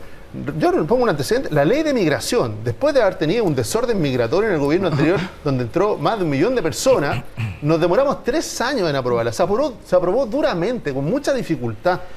Hay una diferencia fundamental entre gobierno y oposición respecto al tema de migración. Pero este es uno de los desafíos de decirle, bueno, eso nos ha puesto en una situación de debilidad para enfrentarlo. ¿Por qué? Porque lo decía Pía y también lo decía Cristian. Tienen razón, no es Chile solamente el que está enfrentando este tema. Lo enfrentó la Alemania de Merkel, lo está enfrentando Biden en Estados Unidos, lo están enfrentando todos los países. Estamos frente a no una política migratoria en normalidad, sino frente a una crisis profunda. Cuando decíamos que hay más de 1 millón de venezolanos, y no solo venezolanos, ¿no es cierto?, en Perú, potencialmente ellos lo que están buscando es un mejor nivel de vida. Y miren las circunstancias. Chile, producto de la vacunación, de la recuperación de la economía y del empleo, se está transformando en un polo. Lo que estamos viviendo en Colchane, lo que estamos viviendo en el norte de Chile, lo que están soportando las ciudades del norte de Chile es solo el anticipo de algo que puede ser mucho más grave. Y eso requiere una política, primero, de Estado, de acuerdo, y segundo, de cooperación internacional. Yo creo que hay que atreverse a hacer cosas que responden a una crisis. Por ejemplo, solo un ejemplo, un campamento de refugiados en Colchane, en manos de Naciones Unidas. ¿Por qué? Porque no podemos permitir que si alguien venga a Chile no tenga las condiciones mínimas para ser atendidos. Ya, pero la senadora en términos de seguridad, recién de acaba de alimentación decir que el gobierno se negó a eso, que el gobierno no quiso pero aceptarlo. yo creo que ese camino... Que la ACNUR lo había ofrecido, digamos. Yo creo que ese camino es un camino donde de alguna manera nos hacemos cargo que esta crisis no tiene que ver necesariamente ni con este gobierno, ni tiene que ver solamente con Chile, sino una crisis que es internacional y que debemos involucrar a otros actores. A mí me parece que es correcto que haya una migración ordenada y responsable, pero también tenemos una obligación respecto de los derechos humanos de aquellos que están sufriendo, ¿no es cierto?, producto de la dictadura en Venezuela y buscando mejores oportunidades. Alfredo Yuñán. Bueno, al igual que Cristian, yo también estoy pesimista en esta materia. Primero por la información que tú entregabas, Iván, a propósito de lo que habría dicho la senadora Proboste, de que el presidente se habría negado a recibir ayuda de ACNUR, lo cual me parece una torpeza infinita que lamentablemente no me sorprende. En segundo lugar, porque yo tengo un muy mal pálpito de las capacidades de coordinación a gran escala de los países sudamericanos para, y ¿qué quieren que les diga? Latinoamericanos también, para finalmente ordenarse en torno a la gestión de esta enorme crisis migratoria que estamos viviendo. Concretamente, ¿por qué uno a lo menos yo tengo mal pálpito? En primer lugar, porque ¿qué significa coordinarse a gran escala? Es ponerse de acuerdo en cuotas, que es lo que han hecho los países europeos. A propósito de la crisis migratoria siria, los países europeos trataron de ponerse de acuerdo en ciertas cuotas de recepción de inmigrantes anuales. Y eso nunca pudo lograrse en lo que el episodio que tú mencionabas. No se materializó. De Merkel, que fue entre los años 2015 y 2016, en donde entró 1 millón de migrantes sirios. Fue una decisión alemana y que tuvo consecuencias electorales, porque eso fue el paso previo al acceso al ingreso a gran escala de la extrema derecha alemana al Parlamento. Por lo tanto, aquí cuando uno constata que la OEA está en crisis, hay varios países que están pidiendo retirarse de la OEA, cuando el Grupo de Lima está en crisis, es decir, yo no veo cómo podríamos eventualmente avanzar hacia políticas mucho más coordinadas. Ahora, esto es bien dramático, porque las imágenes que uno vio ayer en Colchane, en Iquique, perdón, son imágenes que, a lo menos en redes sociales, pero yo entiendo, esto produjo una profunda emoción popular, son imágenes que evocan, por ejemplo, la noche de los cristales rotos, en la Alemania nazi, aquella noche dramática en donde técnicamente se gatilla el proceso de exterminio del pueblo judío, pero en donde mucho más profundamente la imagen de las quemas suenan a imágenes de auto de fe. Es decir, en donde se están quemando libros, en este caso pertenencias personales. Es decir, es un espanto. Pero yo, lamentablemente, al tiro te entrego la palabra, Iván, te la devuelvo. Yo no tengo ninguna duda que la emoción que está predominando en Chile es de doble naturaleza. Es una emoción que tiene que ver con entender de que aquí hay personas que están migrando no porque lo quieran, sino porque lo necesitan. Y en segundo lugar, hay otra emoción chauvinista, en donde personas que habitan un país llamado Chile se sienten agraviadas, asustadas, agredidas y así sucesivamente. Vale decir, yo lo que sí, yo minimizaría de que el soportar la migración no es algo que se haya repartido homogéneamente en el territorio, sino que lo están soportando en la frontera, ciudades específicas. Claro. Y eso hace de que esas ciudades, obviamente, el Estado tiene una responsabilidad en no abandonar. Cuando el Estado no hace su pega, lo que termina provocando es que haya reacciones como la que hemos visto en Iquique. Entonces, el Estado, y cuando hablo, por eso uso la palabra el Estado, porque tiene que involucrar a todos, tiene que ser una política de Estado, debe reaccionar. Porque si no, este camino, esto es lo que estamos viendo ahí, es un sentimiento. El nacionalismo es un sentimiento que es prepolítico, pero es fácilmente politizable. Y lo que estamos observando es de que a favor o en contra, lo que está dedicado a la política es básicamente utilizarlo y no a avanzar en caminos de solución. Ya, cortísimo, Pía, que nos vamos a Chile. Solo clarificar que no es que Chile se convirtió recientemente en un destino atractivo para los flujos migratorios. Es algo que comenzó a pasar hace muchos años atrás. En los 90 era Argentina, pero obviamente en un escenario hiperconectado, mientras que las condiciones de los países cambian, Chile se vuelve un mejor escenario, pero solo una cosa, que yo creo que nos ha faltado un entendimiento básico que está muy estudiado, que es que las políticas migratorias, para poder ser relativamente exitosas, que el éxito de una política migratoria no es abrir y cerrar la llave de la migración, porque eso no existe en ninguna parte del mundo, es reconocer en primer lugar la determinante del flujo migratorio que quiere enfrentar. Y en este caso es una crisis humanitaria que no ha sido reconocida. Cristian, cortito. No, ojalá fuera, yo no estoy de acuerdo que es solo la extrema derecha la que es contra inmigrantes, ojalá lo fuera porque el problema sería menor. Vean todas las votaciones de los parlamentarios de izquierda, de las regiones más afectadas, y se van a dar cuenta de que eso no es un fenómeno que lamentablemente no se limita a eso. Y quiero decir otra cosa, este es un tema que viene desde mucho antes, y yo me acuerdo cuando iba a hacer la Copa América en Chile, que creo que fue el 2018. 2015. El subsecretario del Interior, Mahmoud Alewi, la única exigencia que se le hizo a la Conmebol es que no hubiera ningún partido de ninguna forma Chile-Colombia en Antofagasta, claro, porque ya habían existido problemas. Yo tengo la impresión de que reducir esto a un solo sector es reducir un poco el problema. Cristian Bofill, Gonzalo Miller, Pía Mondaca y Alfredo Lloñán. Sí, lo último, terminar. Y no olvidemos, el origen de esto es básicamente un régimen corrupto, un régimen ineficiente, Maduro, sí, al cual mucha gente que se dice ahora a favor de los inmigrantes sigue apoyando hasta ahora. Y hay partidos políticos importantes. Alfredo Lloñán, Pía Mundaca, Gonzalo Miller, Cristian Bofill en la edición de hoy de Mesa Central. Por la pantalla del 13 en simultáneo con Tele 13 Radio. Hacemos la pausa y volvemos con nuestro panel y nuestra conversación de actualidad y política de esta mañana de domingo. Volvemos. Esta edición de Mesa Central, lo que suena, por cierto, es la música de Patricio Mans, que falleció ayer y que musicaliza nuestro programa de hoy. También estamos con nuestros auspiciadores aquí en Mesa Central por la pantalla del 13 en simultáneo en todas nuestras plataformas y con Tele 13 Radio. ¿Todavía no te decides? No dejes pasar la oportunidad para asegurar tu futuro. Visita hoy el Centro de Inversión de Inmobiliaria Paz, donde encontrarás más de 2.000 departamentos para invertir en las mejores comunas de Santiago y conocer su showroom de espacios comunes. Departamento piloto con una completa asesoría para que tomes la mejor decisión. Visítalo de lunes a domingo en Avenida Las Condes 7430 o ingresa a su sala de ventas online en paz.cl.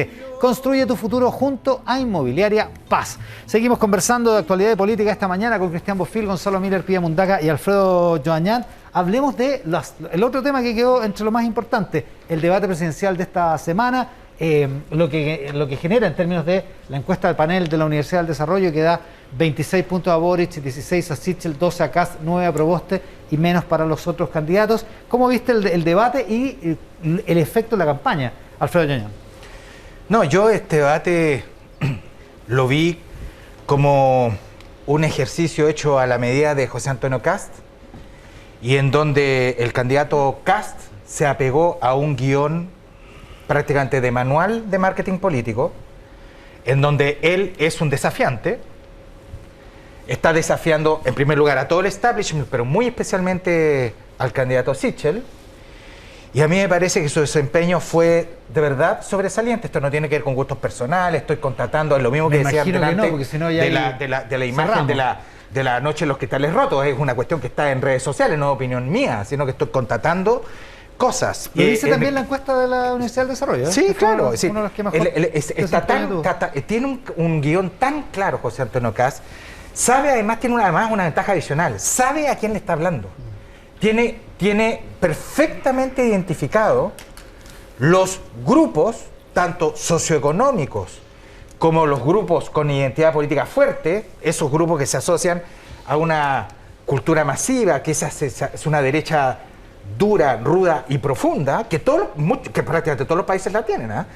Bueno, a ese mundo Kast le está hablando con mucha claridad y termina descolocando completamente al candidato Sichel. Desde ese punto de vista, si la candidata Proboste logra articular un discurso que le hable, no quiero decir que le hable al centro, el centro no existe, es una categoría espacial. No tiene consistencia ideológica, no tiene nada de eso. No así la izquierda y la derecha. El centro como tal no existe. Lo que sí existen son grupos de individuos y electores que tienen una conducta política moderada, que tienden a ser generalmente aversos al riesgo, y desde ese punto de vista buscan certezas. Si Yana Proboste logra ubicarse en ese mundo, yo creo que el candidato Sichel va a estar cada vez más cerca del candidato Kast que del candidato Boric. Gonzalo Miller. Yo creo que el debate, aquí se dijo, cambiaron los debates. Este debate funciona mejor, el intercambio, y verdad, hay un punto. El mayor protagonismo de los candidatos hizo que para la gente fuera más fácil, ¿no? Ver las diferencias.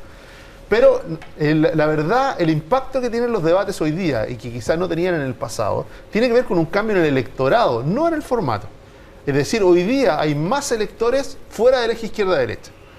Hay más electores que están decidiendo con muy cercanía de la elección cuál va a ser su postura. Y por lo tanto, están muy atentos a las diferencias. Es decir, están dispuestos a escuchar a uno, escuchar a otro e irse moviendo. Algo que no ocurría antes, donde la posición ideológica hacía más estructural el voto. Hoy día tenemos un voto bastante más libre. Por lo menos ese grupo es suficientemente grande como para ser decisivo en el resultado, en cambiar el resultado.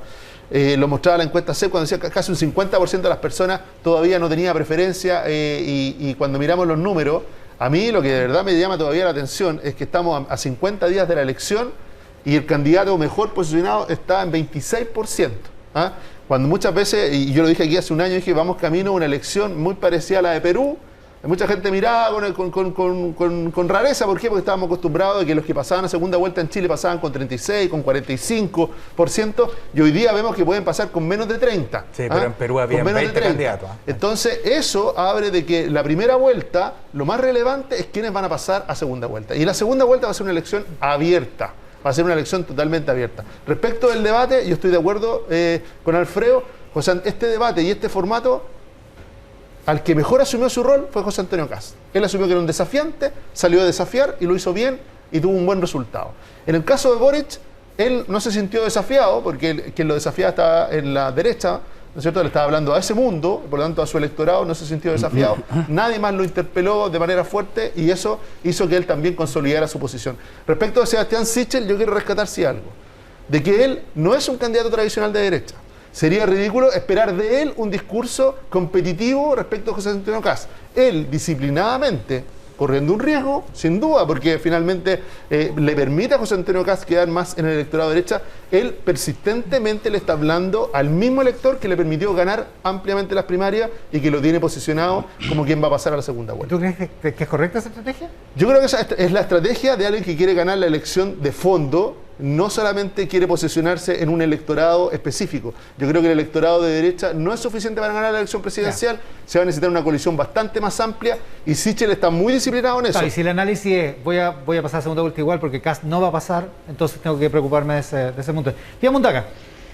Hay un dato que conversamos con Cristian que me pareció muy interesante y a mí además me gusta mucho, que esta encuesta muestra que un 15% de los encuestados cambiaron su opción luego del debate, que refuerza que los debates son importantes, que aquel despliegue de cómo se afronta la discusión, qué ideas se ponen sobre la mesa, ya no es un dato a la causa, que las personas están viendo los debates porque quieren que hayan propuestas que les hagan sentido y en un estilo que les hagan sentido. Esto se refuerza con algo que ha dicho el panel, que hoy día la cantidad de personas que no tienen una preferencia es muy grande, que estamos acercándonos a la elección y el escenario sigue bastante abierto, pero también pone un esfuerzo en el proyecto que se quiere ofrecer hacia nuestro país.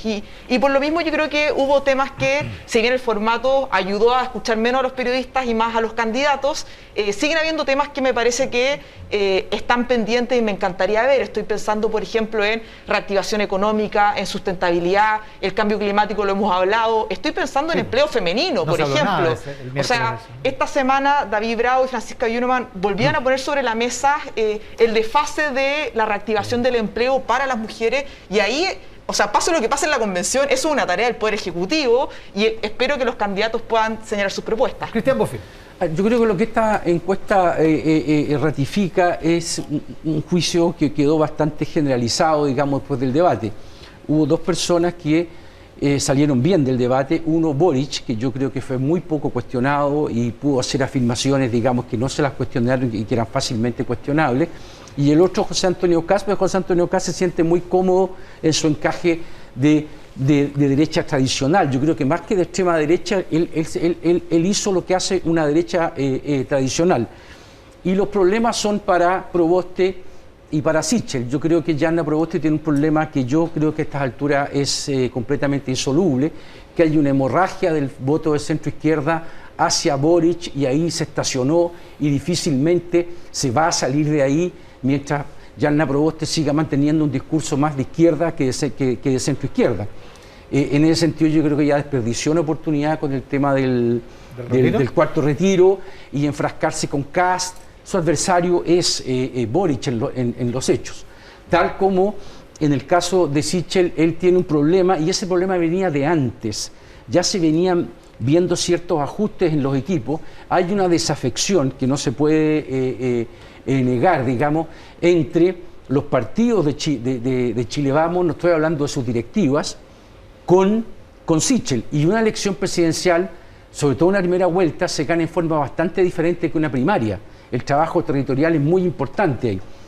Y yo, este cambio que hicieron, que yo creo que ya se venía viendo antes en vocería, si ustedes se dan cuenta... Que agregó Isabel Playa, Francisco Undurraga. Isabel Playa de la UDI, Francisco Undurraga de Bópoli y quedó Catherine Martorell de RN. Yo creo que no por nada hoy día en la noche se reúne Sichel con la UDI, se reunió el lunes con RN, tengo entendido... Mañana con Evópoli. Mañana con Evópoli y con los senadores de la UDI. También. Yo creo que lo que está buscando Sichel, yo estoy de acuerdo con Gonzalo, que él va a mantener su estrategia.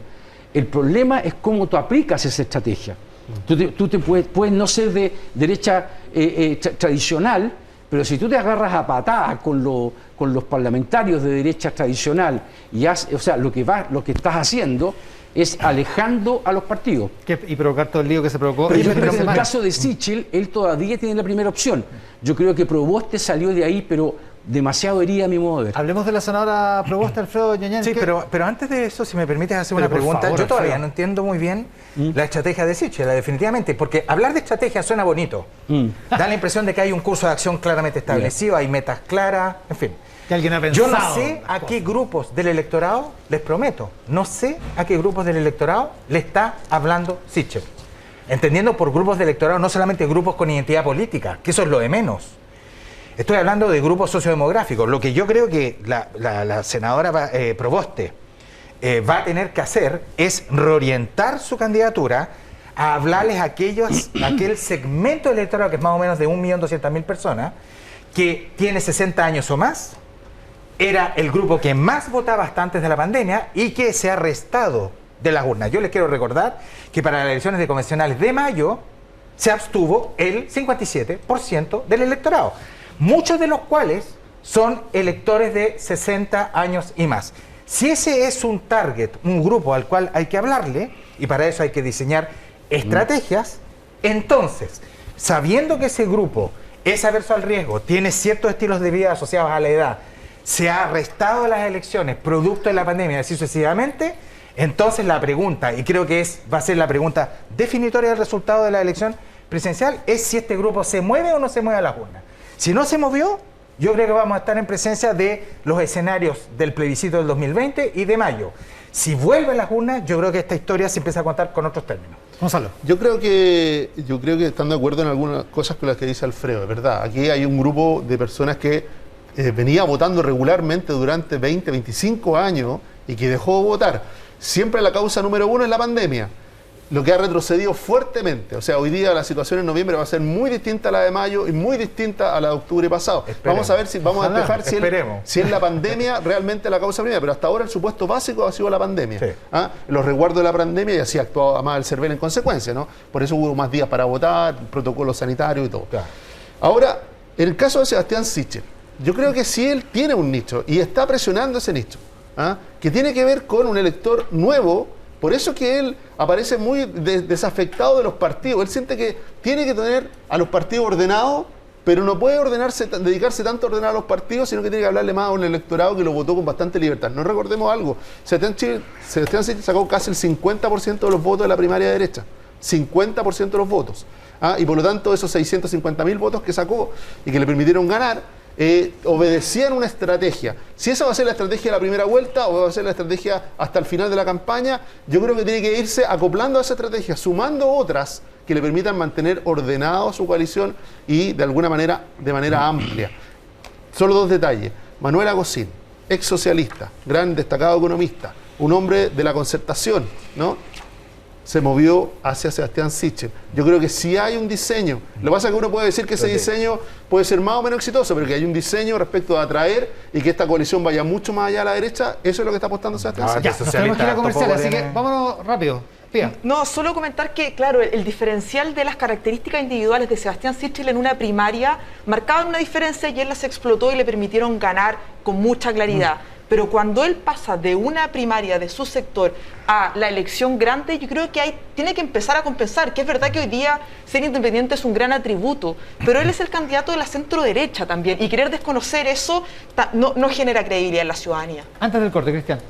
No, yo creo que sí, que él tiene una estrategia, y esa estrategia, a mi modo de ver, está diseñada para mostrarse un rostro renovado y al mismo tiempo hablarle a los sectores que quieren cambios, pero quieren cambios graduales y no quieren una ruptura, digamos, total con los últimos 30 años. Ahora, lo que pasa es que, como todo en la política, él tiene que distanciarse de los partidos pueden entender eso, pero eso se tiene que hacer con complicidad, eso se tiene que hacer, digamos, con un diseño en el cual se le avisa al otro que tú le vas a pegar, y tiene ciertas cosas que son básicas. Por ejemplo, no puede ir la representante de Sichel a regiones y decir que no tiene agenda para estar con los parlamentarios de la coalición que son candidatos. Eso genera fricciones muy fuertes, errores que por lo demás no comete Casa. El ninguneo a Cast, ¿eh? ¿Qué? El ninguneo a Cast. Del comando de Sichel me parece completamente equivocado. Cast no existe, claro, es irrelevante, en fin. Como un candidato marginal. Alfredo Yoñan, Pía Mundaca, Gonzalo Miller y Cristian Bofill están hablando de política y actualidad esta mañana acá en Mesa Central. Hacemos una pausa y volvemos. Hablamos de la convención, que tuvo una semana compleja, difícil, en estos últimos 7 días. La pausa y estamos de vuelta. De vuelta en Mesa Central por la pantalla del 3, en simultáneo con Tele 13 Radio también. BCN School es el referente en soluciones de capacitación para las empresas de Chile. Capacita a tus trabajadores con los mejores campus virtuales de última generación y cursos e-learning hechos a la medida de tu empresa. Aprovecha tu franquicia Sense con soluciones de clase mundial. Abre las puertas a la capacitación de tu empresa en la web bcnschool.com y abre las puertas a un mejor país. Oficiando este segmento de Mesa Central, el último de nuestros columnistas, con Cristian Bofill, Gonzalo Miller, Pía Mundaca y Alfredo Yoñan. Los invito a que revisemos, tal como lo hicimos ya en febrero pasado, y aprovechando que estamos con Pía Mundaca, que es directora ejecutiva de Espacio Público, los principales resultados de la entrega del estudio Cómo vemos el proceso constituyente, miradas a un momento histórico, que realiza Espacio Público sobre un universo de 800 casos, que es un panel y cuya primera muestra realizada en febrero, entonces ya les decía que lo analizamos en el programa. En la primera lámina vamos a ver, invito también a nuestros columnistas a mirarlo, las emociones que evoca el proceso constituyente, y lo hacemos comparando sus resultados con los obtenidos en el estudio anterior.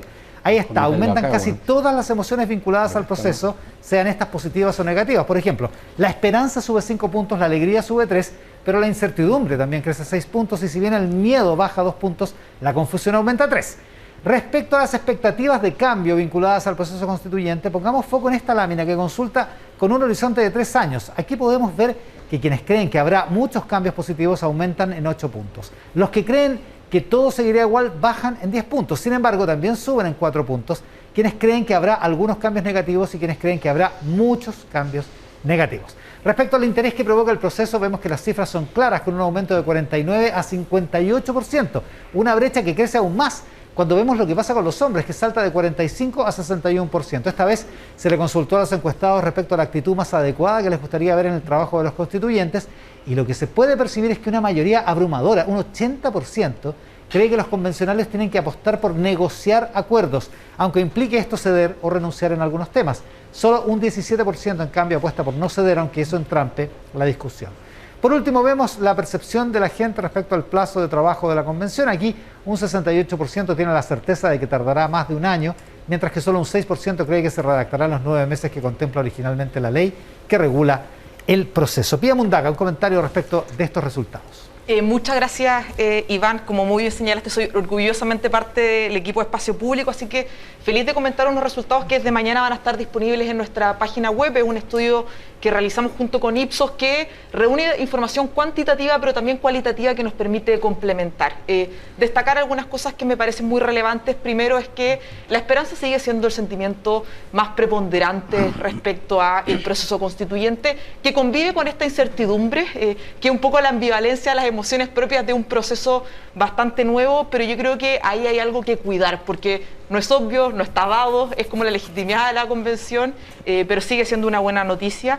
Lo segundo que me gustaría destacar es el deseo de las personas de que aquí hayan acuerdos, que el acuerdo implica ceder, que es muy claro, que esto también es una tendencia que hemos visto en otros estudios. Tenemos que hablar de Chile, el proyecto de la Universidad Católica y la Universidad de Chile también detalló en la misma línea, y en esto me gustaría precisar dos cosas. Primero, que es lo que uno al final del día termina viendo en la convención, que pueden haber ciertas tensiones, pero hay una mayoría que ha intentado dialogar y empujar ciertos acuerdos. Y lo segundo es que la ciudadanía finalmente es lo que quiere, y esto se confronta al deseo que tienen algunos menores, algunas personas menores, me refiero a casos particulares, pero con buena capacidad de instalar discurso de que nuestro país está polarizado, de que hay incapacidad de generar consenso, de que hay algunos que se quieren llevar la convención para la casa, porque la ciudadanía hoy día muestra algo que va en una línea totalmente distinta. Y lo tercero, que nos aparece el interés de las personas por informarse, lo cual ha aumentado respecto a la medición anterior, pero esto se complementa con algunos discursos de la investigación cualitativa en las cuales las personas reconocen que primero es complejo acceder a información sobre el proceso constituyente, y segundo, sienten que muchas veces la información que se les entrega está asociada a conflictos, un poco a la farandulización del proceso y no a las discusiones sustantivas, y por lo mismo vamos a profundizar en el análisis de la información sobre el proceso constituyente y los desafíos en un seminario el miércoles que dejo a todos invitados a que se inscriban. Ya, buenísimo. Gonzalo Miller, ¿cómo ves esto? Bueno, hay cosas que son parecidas a otros estudios, otras que son distintas. Yo creo que es valioso lo que hace Espacio Público con esta encuesta respecto de abordarlo desde la lógica de los sentimientos, ¿no? Lamentablemente lo que le ha jugado quizás más en contra de la convención ha sido la coyuntura, ¿no? Ha sido de repente trabarse en cosas menores, la discusión respecto de dónde se podía almorzar, dónde no, después escándalo. Eso, que es la cobertura mediática y es de alguna manera ha reflejado por qué en la mayoría de los estudios hay un rechazo, ¿no es cierto?, hacia lo que está haciendo la convención, sin entrar, como decía Pía, en el fondo, ¿no?, en las cosas de fondo. ¿Por qué? Porque todavía no se ha entrado a la discusión de fondo. Claro. Todavía lo reglamentario quizá es lo más árido, es el proceso más árido porque tiene que ver más con lo político. Lo que sí tengo claro es que ya hay un eje de poder instalado en la convención. Ese eje de poder que lo maneja el Frente Amplio y que con algunos pueblos originarios más el bloque socialista han conformado un bloque mayoritario, quizá no de 2/3, un bloque mayoritario que va a articular un diálogo hacia adelante. Ese bloque ha ido de alguna manera provocando la desintegración de la lista del pueblo, el aislamiento del Partido Comunista y algunas alianzas tácticas respecto de temas. Eso yo creo que es la construcción del camino por el cual va a venir la nueva Constitución. Está avanzando y no necesariamente tiene que ver con los reglamentos. Solo una imagen para poder reflejarlo.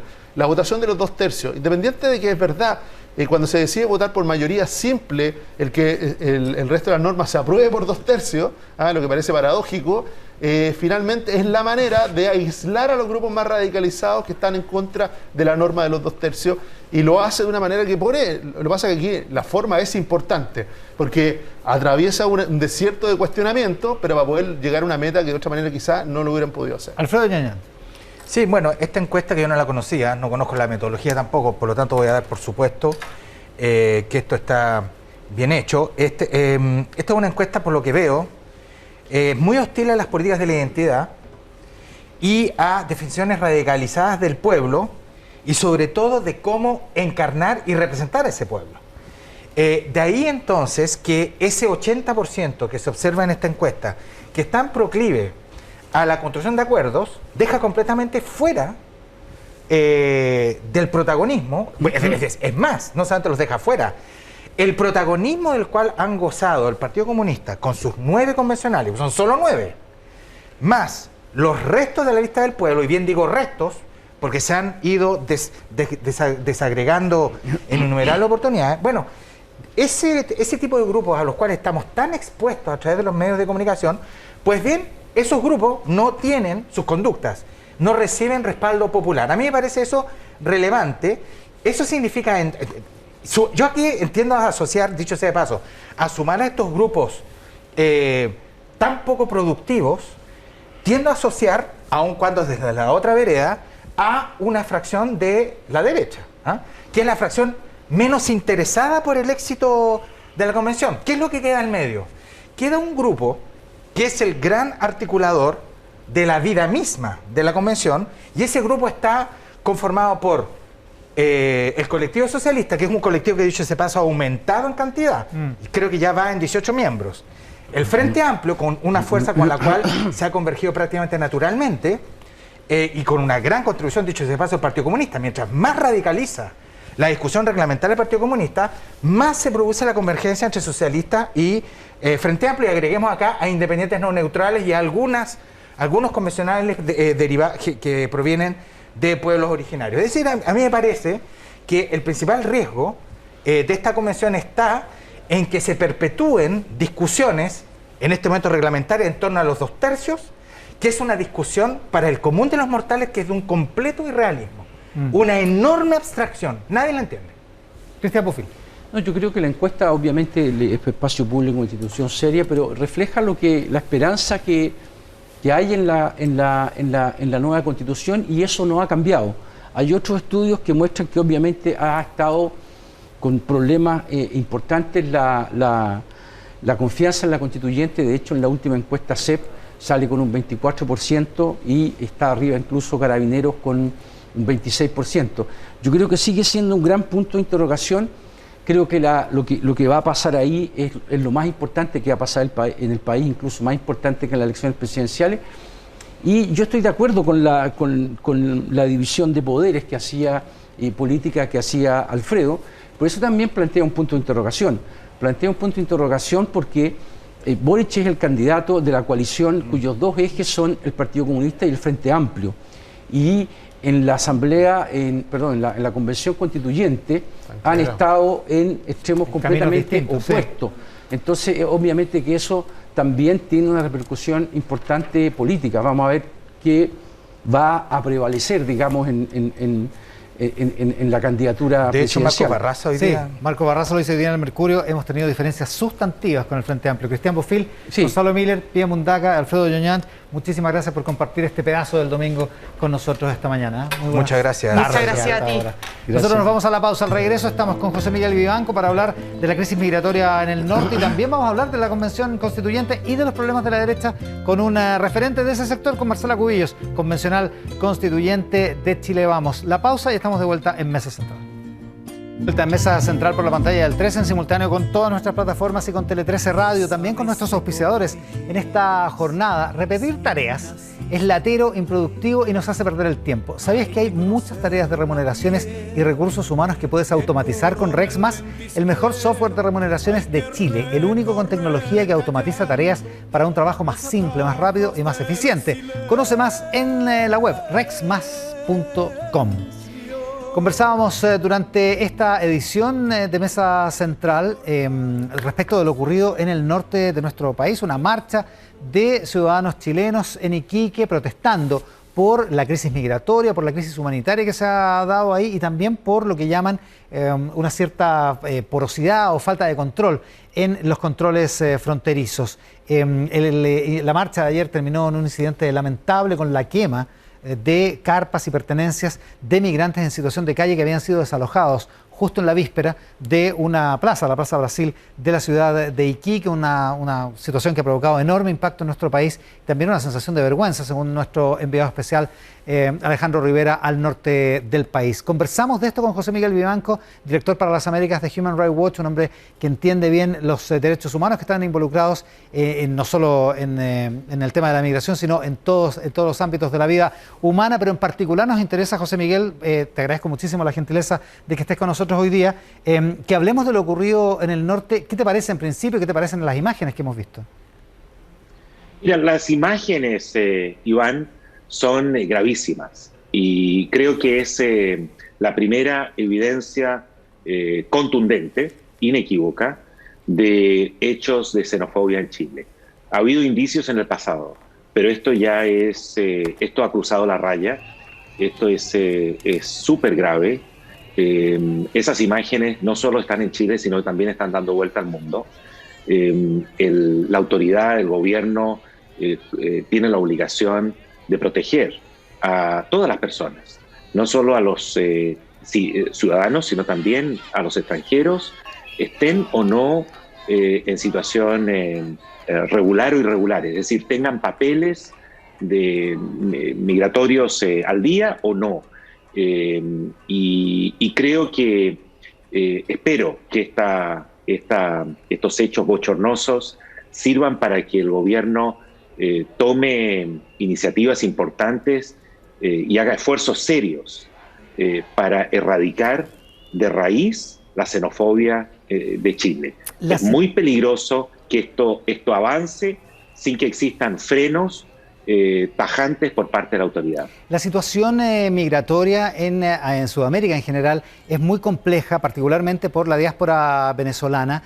¿Esto ha ocurrido? ¿Ha habido incidentes similares o peores en otros países de Sudamérica con migrantes ilegales?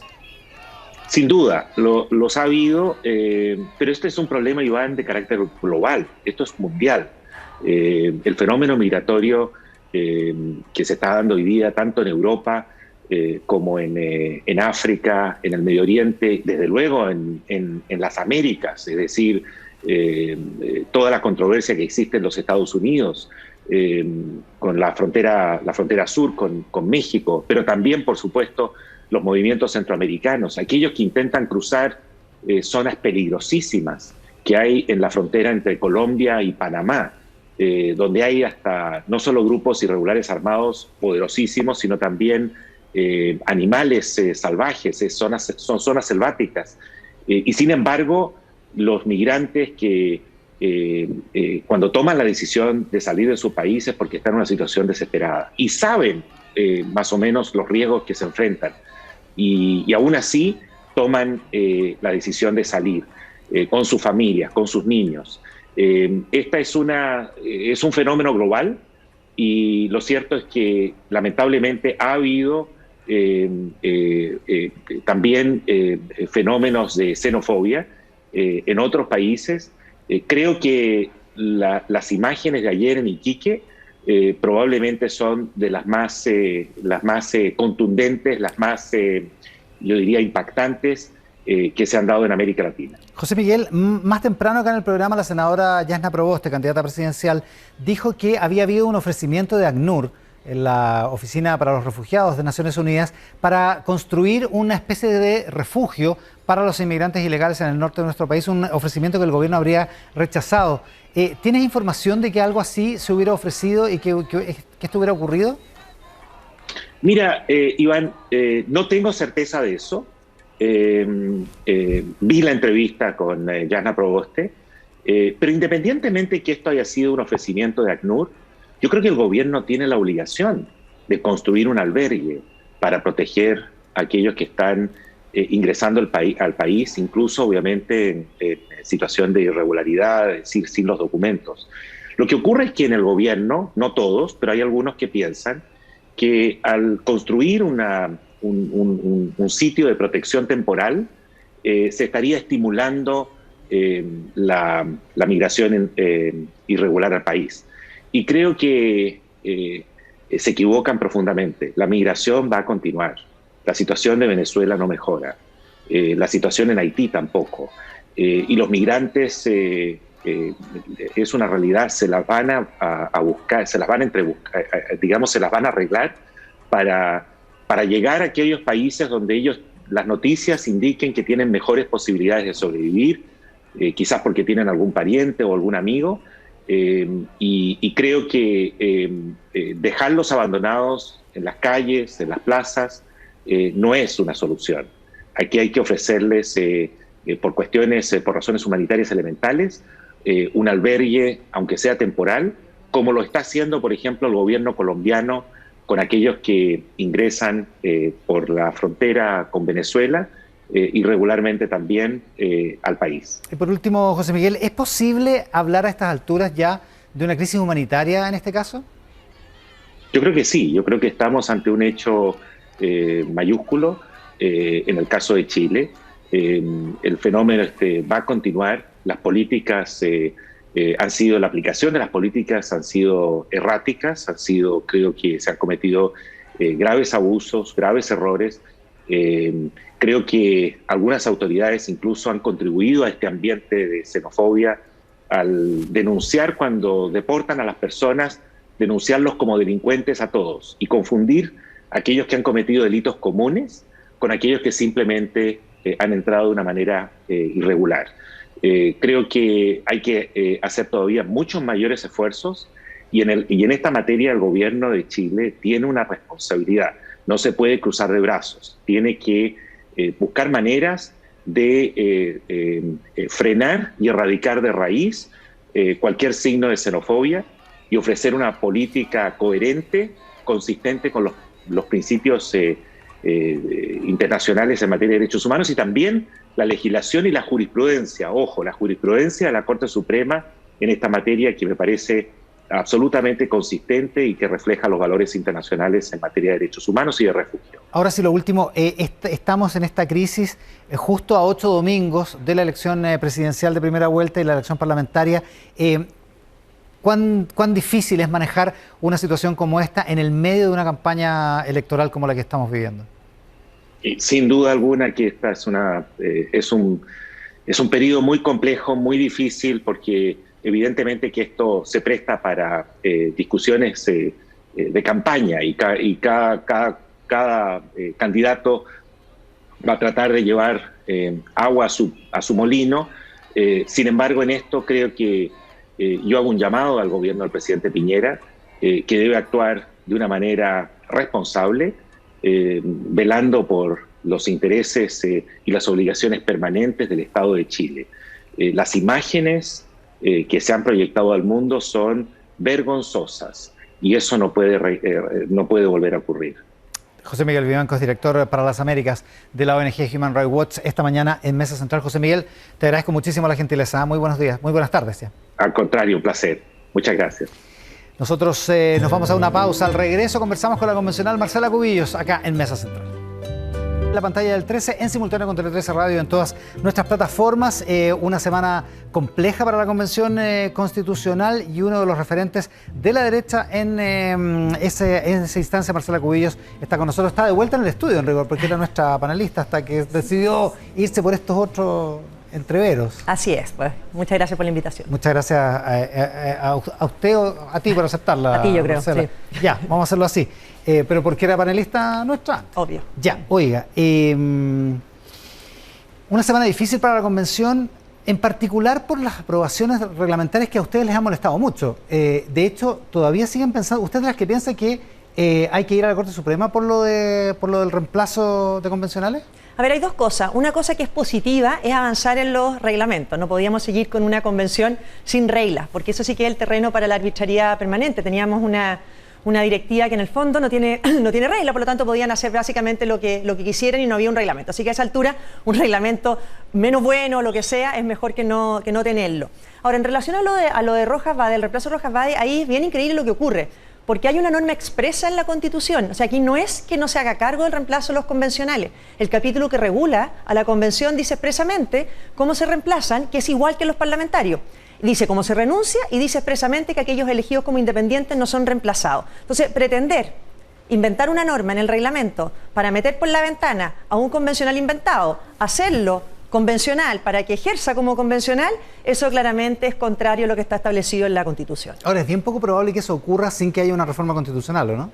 No, por eso es que aquí uno no entiende, porque ¿Usted no se necesita reforma constitucional para que Rojas Vade renuncie, y además no se necesita una reforma constitucional para saber qué se hace cuando un independiente es elegido y renuncia. No se reemplaza, lo dice expresamente en la Constitución. ¿Y entonces por qué la mayoría de la Convención se expresa en este sentido? ¿Porque no quiere someterse al Tribunal Constitucional en el caso de la renuncia por razones de salud y porque quiere efectivamente reemplazar para mantener el número de 155 y la representación proporcional? Yo creo que hay razones distintas. Algunos, como Fuachain, dijeron no, esto es meramente declarativo, es para presionar a que haya una reforma constitucional, claro, que es básicamente cambiar lo que está hoy día, ¿no es cierto? Es una reforma constitucional.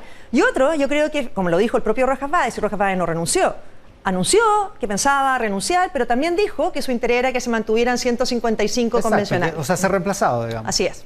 Ya, pero claro, no ha presentado el papel, digamos, no ha hecho una renuncia formal, o sea, no ha renunciado y creo yo a la espera de que le aseguren que va a ser reemplazado por alguien que piense similar que él. Hay 4 proyectos de reforma constitucional en el Congreso para esto. ¿Qué piensa de eso?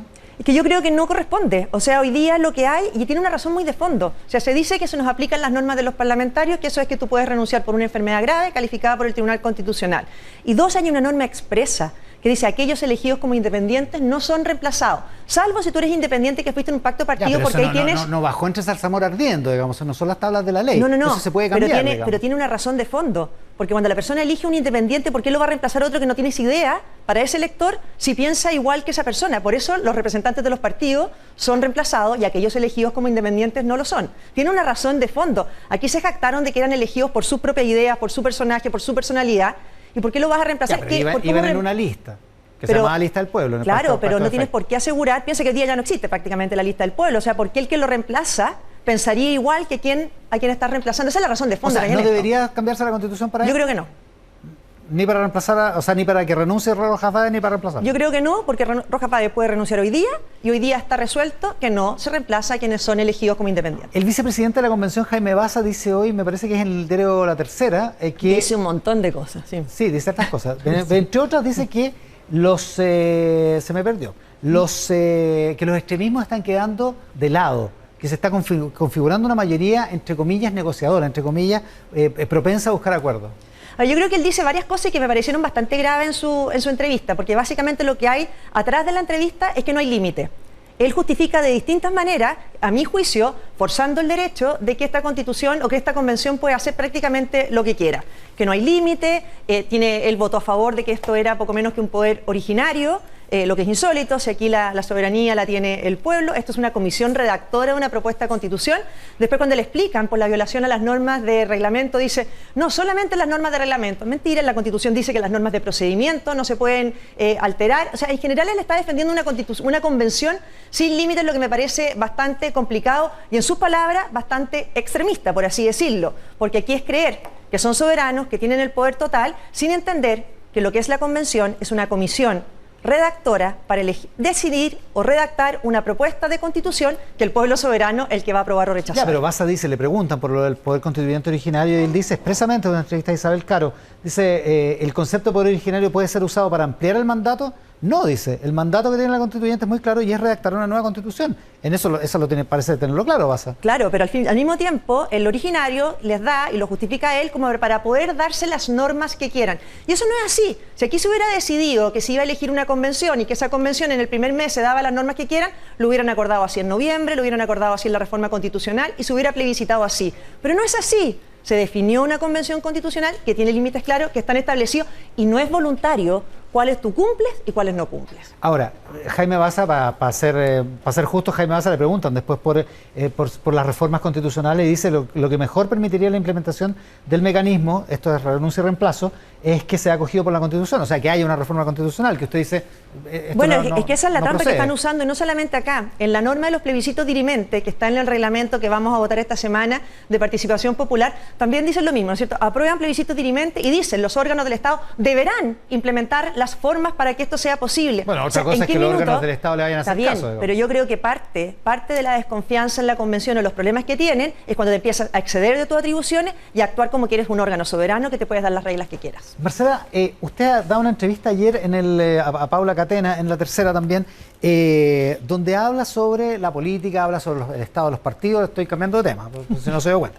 Habla sobre el estado de la política, el estado de los partidos de derecha, y habla también sobre la candidatura de Sebastián Sichel, que parece vivir un momento complejo esta semana. Hubo un choque evidente con la UDI en términos de que José Antonio Kast pareció en el debate del miércoles representar mejor el pensamiento de la derecha. A ver, yo creo, y lo digo ahí, uno ve los partidos hoy día, especialmente de centro-derecha, girando mucho en torno a sus problemáticas internas. Y uno ve al lado unas fuerzas ciudadanas que quieren participar, que quieren involucrarse, pero no encuentran la manera de ser representadas. A la izquierda ya le pasó, ¿no es cierto? Los partidos no los representaron y le surgió esta lista del pueblo con todos los problemas que tuvo, pero los problemas fueron más bien cuando asumieron los vicios de los partidos. Yo creo que a la derecha le puede pasar lo mismo si no cambia la forma de estructurar sus partidos. Yo creo que vamos mucho más hacia fuerzas ciudadanas horizontales, más modernas, más alejadas, que no dependan solamente solamente los ciclos electorales, que levanten agendas que no calzan muchas veces con los ciclos electorales, las agendas de ciudad amigable, las agendas medioambientales, etcétera, y con un proyecto reconocible que hoy día muchas veces no se ve en los partidos políticos. O sea, ese es el riesgo que tienen, que les salga algo por... Pero obvio, porque al final dice, partidos se están peleando muy poco poder, muy poca representatividad y entre ellos y volcados a peleas internas, cuando al lado uno ve que hay una ciudadanía y una sociedad civil con ganas de involucrarse en los procesos y que no está siendo acogida por los sistemas o por la forma de estructurarse los partidos. Ahora, usted aparece hoy día también en el Mercurio, que está a cargo o encabezando este proyecto La Libre y Sustentable República de Chile, que se supone que es para difundir temas de debatirse en la convención, pero es una manera de organizarse, de organizar a ciudadanos, digamos, de la derecha, ¿no? Así es, en el primer ciclo de funcionamiento de las comisiones transitorias en la convención, nosotros sacamos la cuenta y fueron más de 1.300 organizaciones que pidieron audiencia. Solo 14 del sector político que yo represento, solo 14. O sea, la sociedad civil nuestra, digamos, exactamente, no está involucrándose en el proceso. Y lo que estamos haciendo con la Libre y Sustentable República de Chile es efectivamente agrupar a gente que cree en la libertad, que cree en un mensaje de sustentabilidad y de medio ambiente y que cree en un país que una y que no se siga dividiendo en identidades de unos contra otros. ¿No es un movimiento político para subsidiar esto que le está faltando a los partidos ahora? Es una causa ciudadana. Queremos buscar firmas y queremos que se sume transversalmente mucha gente que defiende estas tres cosas. Un país unido, no dividido en identidades de unos contra otros, sustentable y defensa de la libertad. Usted dice en la entrevista de La Tercera que votó por Sichel en la primaria, que uno podría haber pensado que podría haber elegido otro candidato, pero votó por Sichel. ¿Qué le parece que se le critique a Sichel? Porque usted es una persona que, digo, es de derecha, digamos, no anda con medias tintas. Que se diga ahora que Sichel no representa a la derecha, por eso... Yo creo que aquí, a ver, yo voté por Sichel, lo conocí en el gobierno, trabajé con él y le tengo muchísimo respeto y mucha admiración por lo que él representa y su forma de hacer política. Creo que aquí hay dos cosas que son fundamentales, ¿no es cierto? Sichel sin la derecha no gana y solo con la derecha tampoco gana. Y yo creo que Sichel sí puede representar efectivamente a una ciudadanía menos partidista, menos ideologizada, pero que comparte valores que son muy nuestros, de la libertad, de defensa de la clase media que muchas veces ha sido postergada, que no se siente identificada con ese igualitarismo de la izquierda que no le hace justicia al mérito, pero muchas veces tampoco con una derecha que a veces ha sido indolente a sus dolores. Creo que él representa y puede tener esa capacidad de crecer para poder ganar la elección. ¿Y por qué Javier Macaya, el presidente de la UDI, uno de los principales partidos de la coalición, dice que, bueno, que en fin, que muchos parlamentarios se sienten, o que muchos votantes de la UDI se sienten tentados a ir al vitrineo, y instala ese concepto maravilloso del vitrineo, que pueden ir a mirar lo de José Antonio Kast, porque no se sienten totalmente representados por Sichel? Yo tengo mucho respeto por José Antonio Kast, lo conozco desde la universidad, fuimos parlamentarios juntos, pero creo que hoy día jugarse por Sichel es por dos razones fundamentales. Número uno, porque creo que de verdad él puede congregar una mayoría que caso hoy día no la puede congregar. Y segundo, porque es muy importante que pase a segunda vuelta con mucho respaldo. Yo creo que él es el que va a pasar a segunda vuelta y creo que es fundamental que pase. Bueno, es que me preguntas por qué dice Javier Macaya, pero tendrías que tener a Javier Macaya acá para no, pues si le estoy preguntando su interpretación. ¿Por qué? Porque lo que dice Javier Macaya en la práctica va justo en el sentido contrario de lo que usted está diciendo. Esto es fortalecer la candidatura de Sichel para que pase muy bien a segunda vuelta y no debilitado. Pero bueno, por supuesto que hay opiniones... ¿Lo de Javier Macaya lo debilita? No, es que por supuesto que hay opiniones distintas. Por eso siento que los partidos muchas veces se están mirando más adentro que en vez de construir una mayoría que es la que requerimos para poder pasar a segunda vuelta empoderado y poder ganar la elección presidencial. O sea, no es un problema mayor, es un problema básicamente de ombliguismo lo que pasó esta semana. No, yo creo que es un problema también de estrategia. O sea, aquí en el debate claramente... cada uno le habló a sus distintos públicos, menos Yana Proboste, que nunca entendía quién le habló, ¿cierto? Boric le habló a su público, se sintió hasta ofendido cuando le dijeron candidato al Partido Comunista, que es el candidato al Partido Comunista. José Antonio Kast le habló a la derecha y Sebastián Sichel le habló a una masa ciudadana que no se siente representada por los partidos, pero que sí comparte valores que son muy importantes hoy día en Chile. La polémica por el lobby de Sichel, que parece enredado el candidato en eso. ¿Qué le parece? Bueno, yo creo que él ha respondido, él tiene una trayectoria importante en el servicio público, llama la atención que le haya sacado la Yana Proboste esa polémica, cuando entiendo que Sebastián Sichel, cuando fue candidato a diputado por la Democracia Cristiana, nunca fue un tema, su pasado profesional y todo. Creo que aquí siempre lo importante es la mayor transparencia posible y la mayor claridad. ¿Se enredó el candidato en la respuesta? No sé, yo entiendo que ahora lo ha aclarado bastante lo que ha sido su trayectoria en esa empresa, pero sí siento que tiene una trayectoria de servicio público bastante intachable y siento que se enredó bastante Yana Proboste cuando la cuestionaron a ella por su trayectoria en política en años pasados. Usted dice cuando se enredó con José Antonio Kast. Se enredó con la acusación constitucional, ¿para qué decir? Porque nunca había una respuesta muy clara de qué ocurrió ahí. Acusación constitucional por lo demás, que no ganó la derecha era minoría. Esa acusación constitucional se ganó porque gente de su partido, de la Democracia Cristiana, le quitó el apoyo y votaron contra ella. Si nosotros no éramos ni mayoría en ese minuto. Ya, pero no está volviendo sobre la idea del... No, por eso, pero es que si vamos a discutir aquí de trayectoria, la que no respondió sobre su trayectoria en materia de servicio público fue ella, que tiene ahí un borrón bastante complicado, y el propio Boric, que ni siquiera fue al debate de la Araucanía para responder con un tema que claramente les incumbe. Oiga, y una última cosa, ya que estamos en el tema político, esta polémica por los retiros de 10% de los ministros, ¿qué le parece? A ver, yo creo que aquí hay distintas cosas. Una, desde el minuto en que se aceptó que los fondos previsionales poco menos ya no son intocables. Y existen proyectos ya presentados, ¿no es cierto?, que hacen que poco menos que el Estado se va a apropiar de los fondos previsionales. Hay distintas maneras. Algunos justifican retirarlos, ¿no es cierto?, por enfermedades u otros, si se aprueba el cuarto retiro, bueno, muchos dicen, voy por el primero, segundo, tercero y cuarto, con tal de que el Estado no se apropie de los ahorros de toda mi vida. Entonces creo que hay que mirarlo con beneficio inventario esos retiros. Marcela Cubillo, muchísimas gracias por la gentileza de estar hoy día con nosotros. Gracias a ti. El final de Mesa Central domingo ya viene acá en el 13, Titi González con Tele 13 Tarde y por supuesto con toda la tarde de programación de nuestro canal. En simultáneo con Tele 13 Radio hemos hecho esta emisión de Mesa Central con la música de Patricio Mans, que murió ayer a los 84 años y que deja un paseo importante después de una trayectoria muy grande en la música y en la cultura popular de nuestro país. Con esta música terminamos esta edición de Mesa Central. Muchísimas gracias por estar ahí.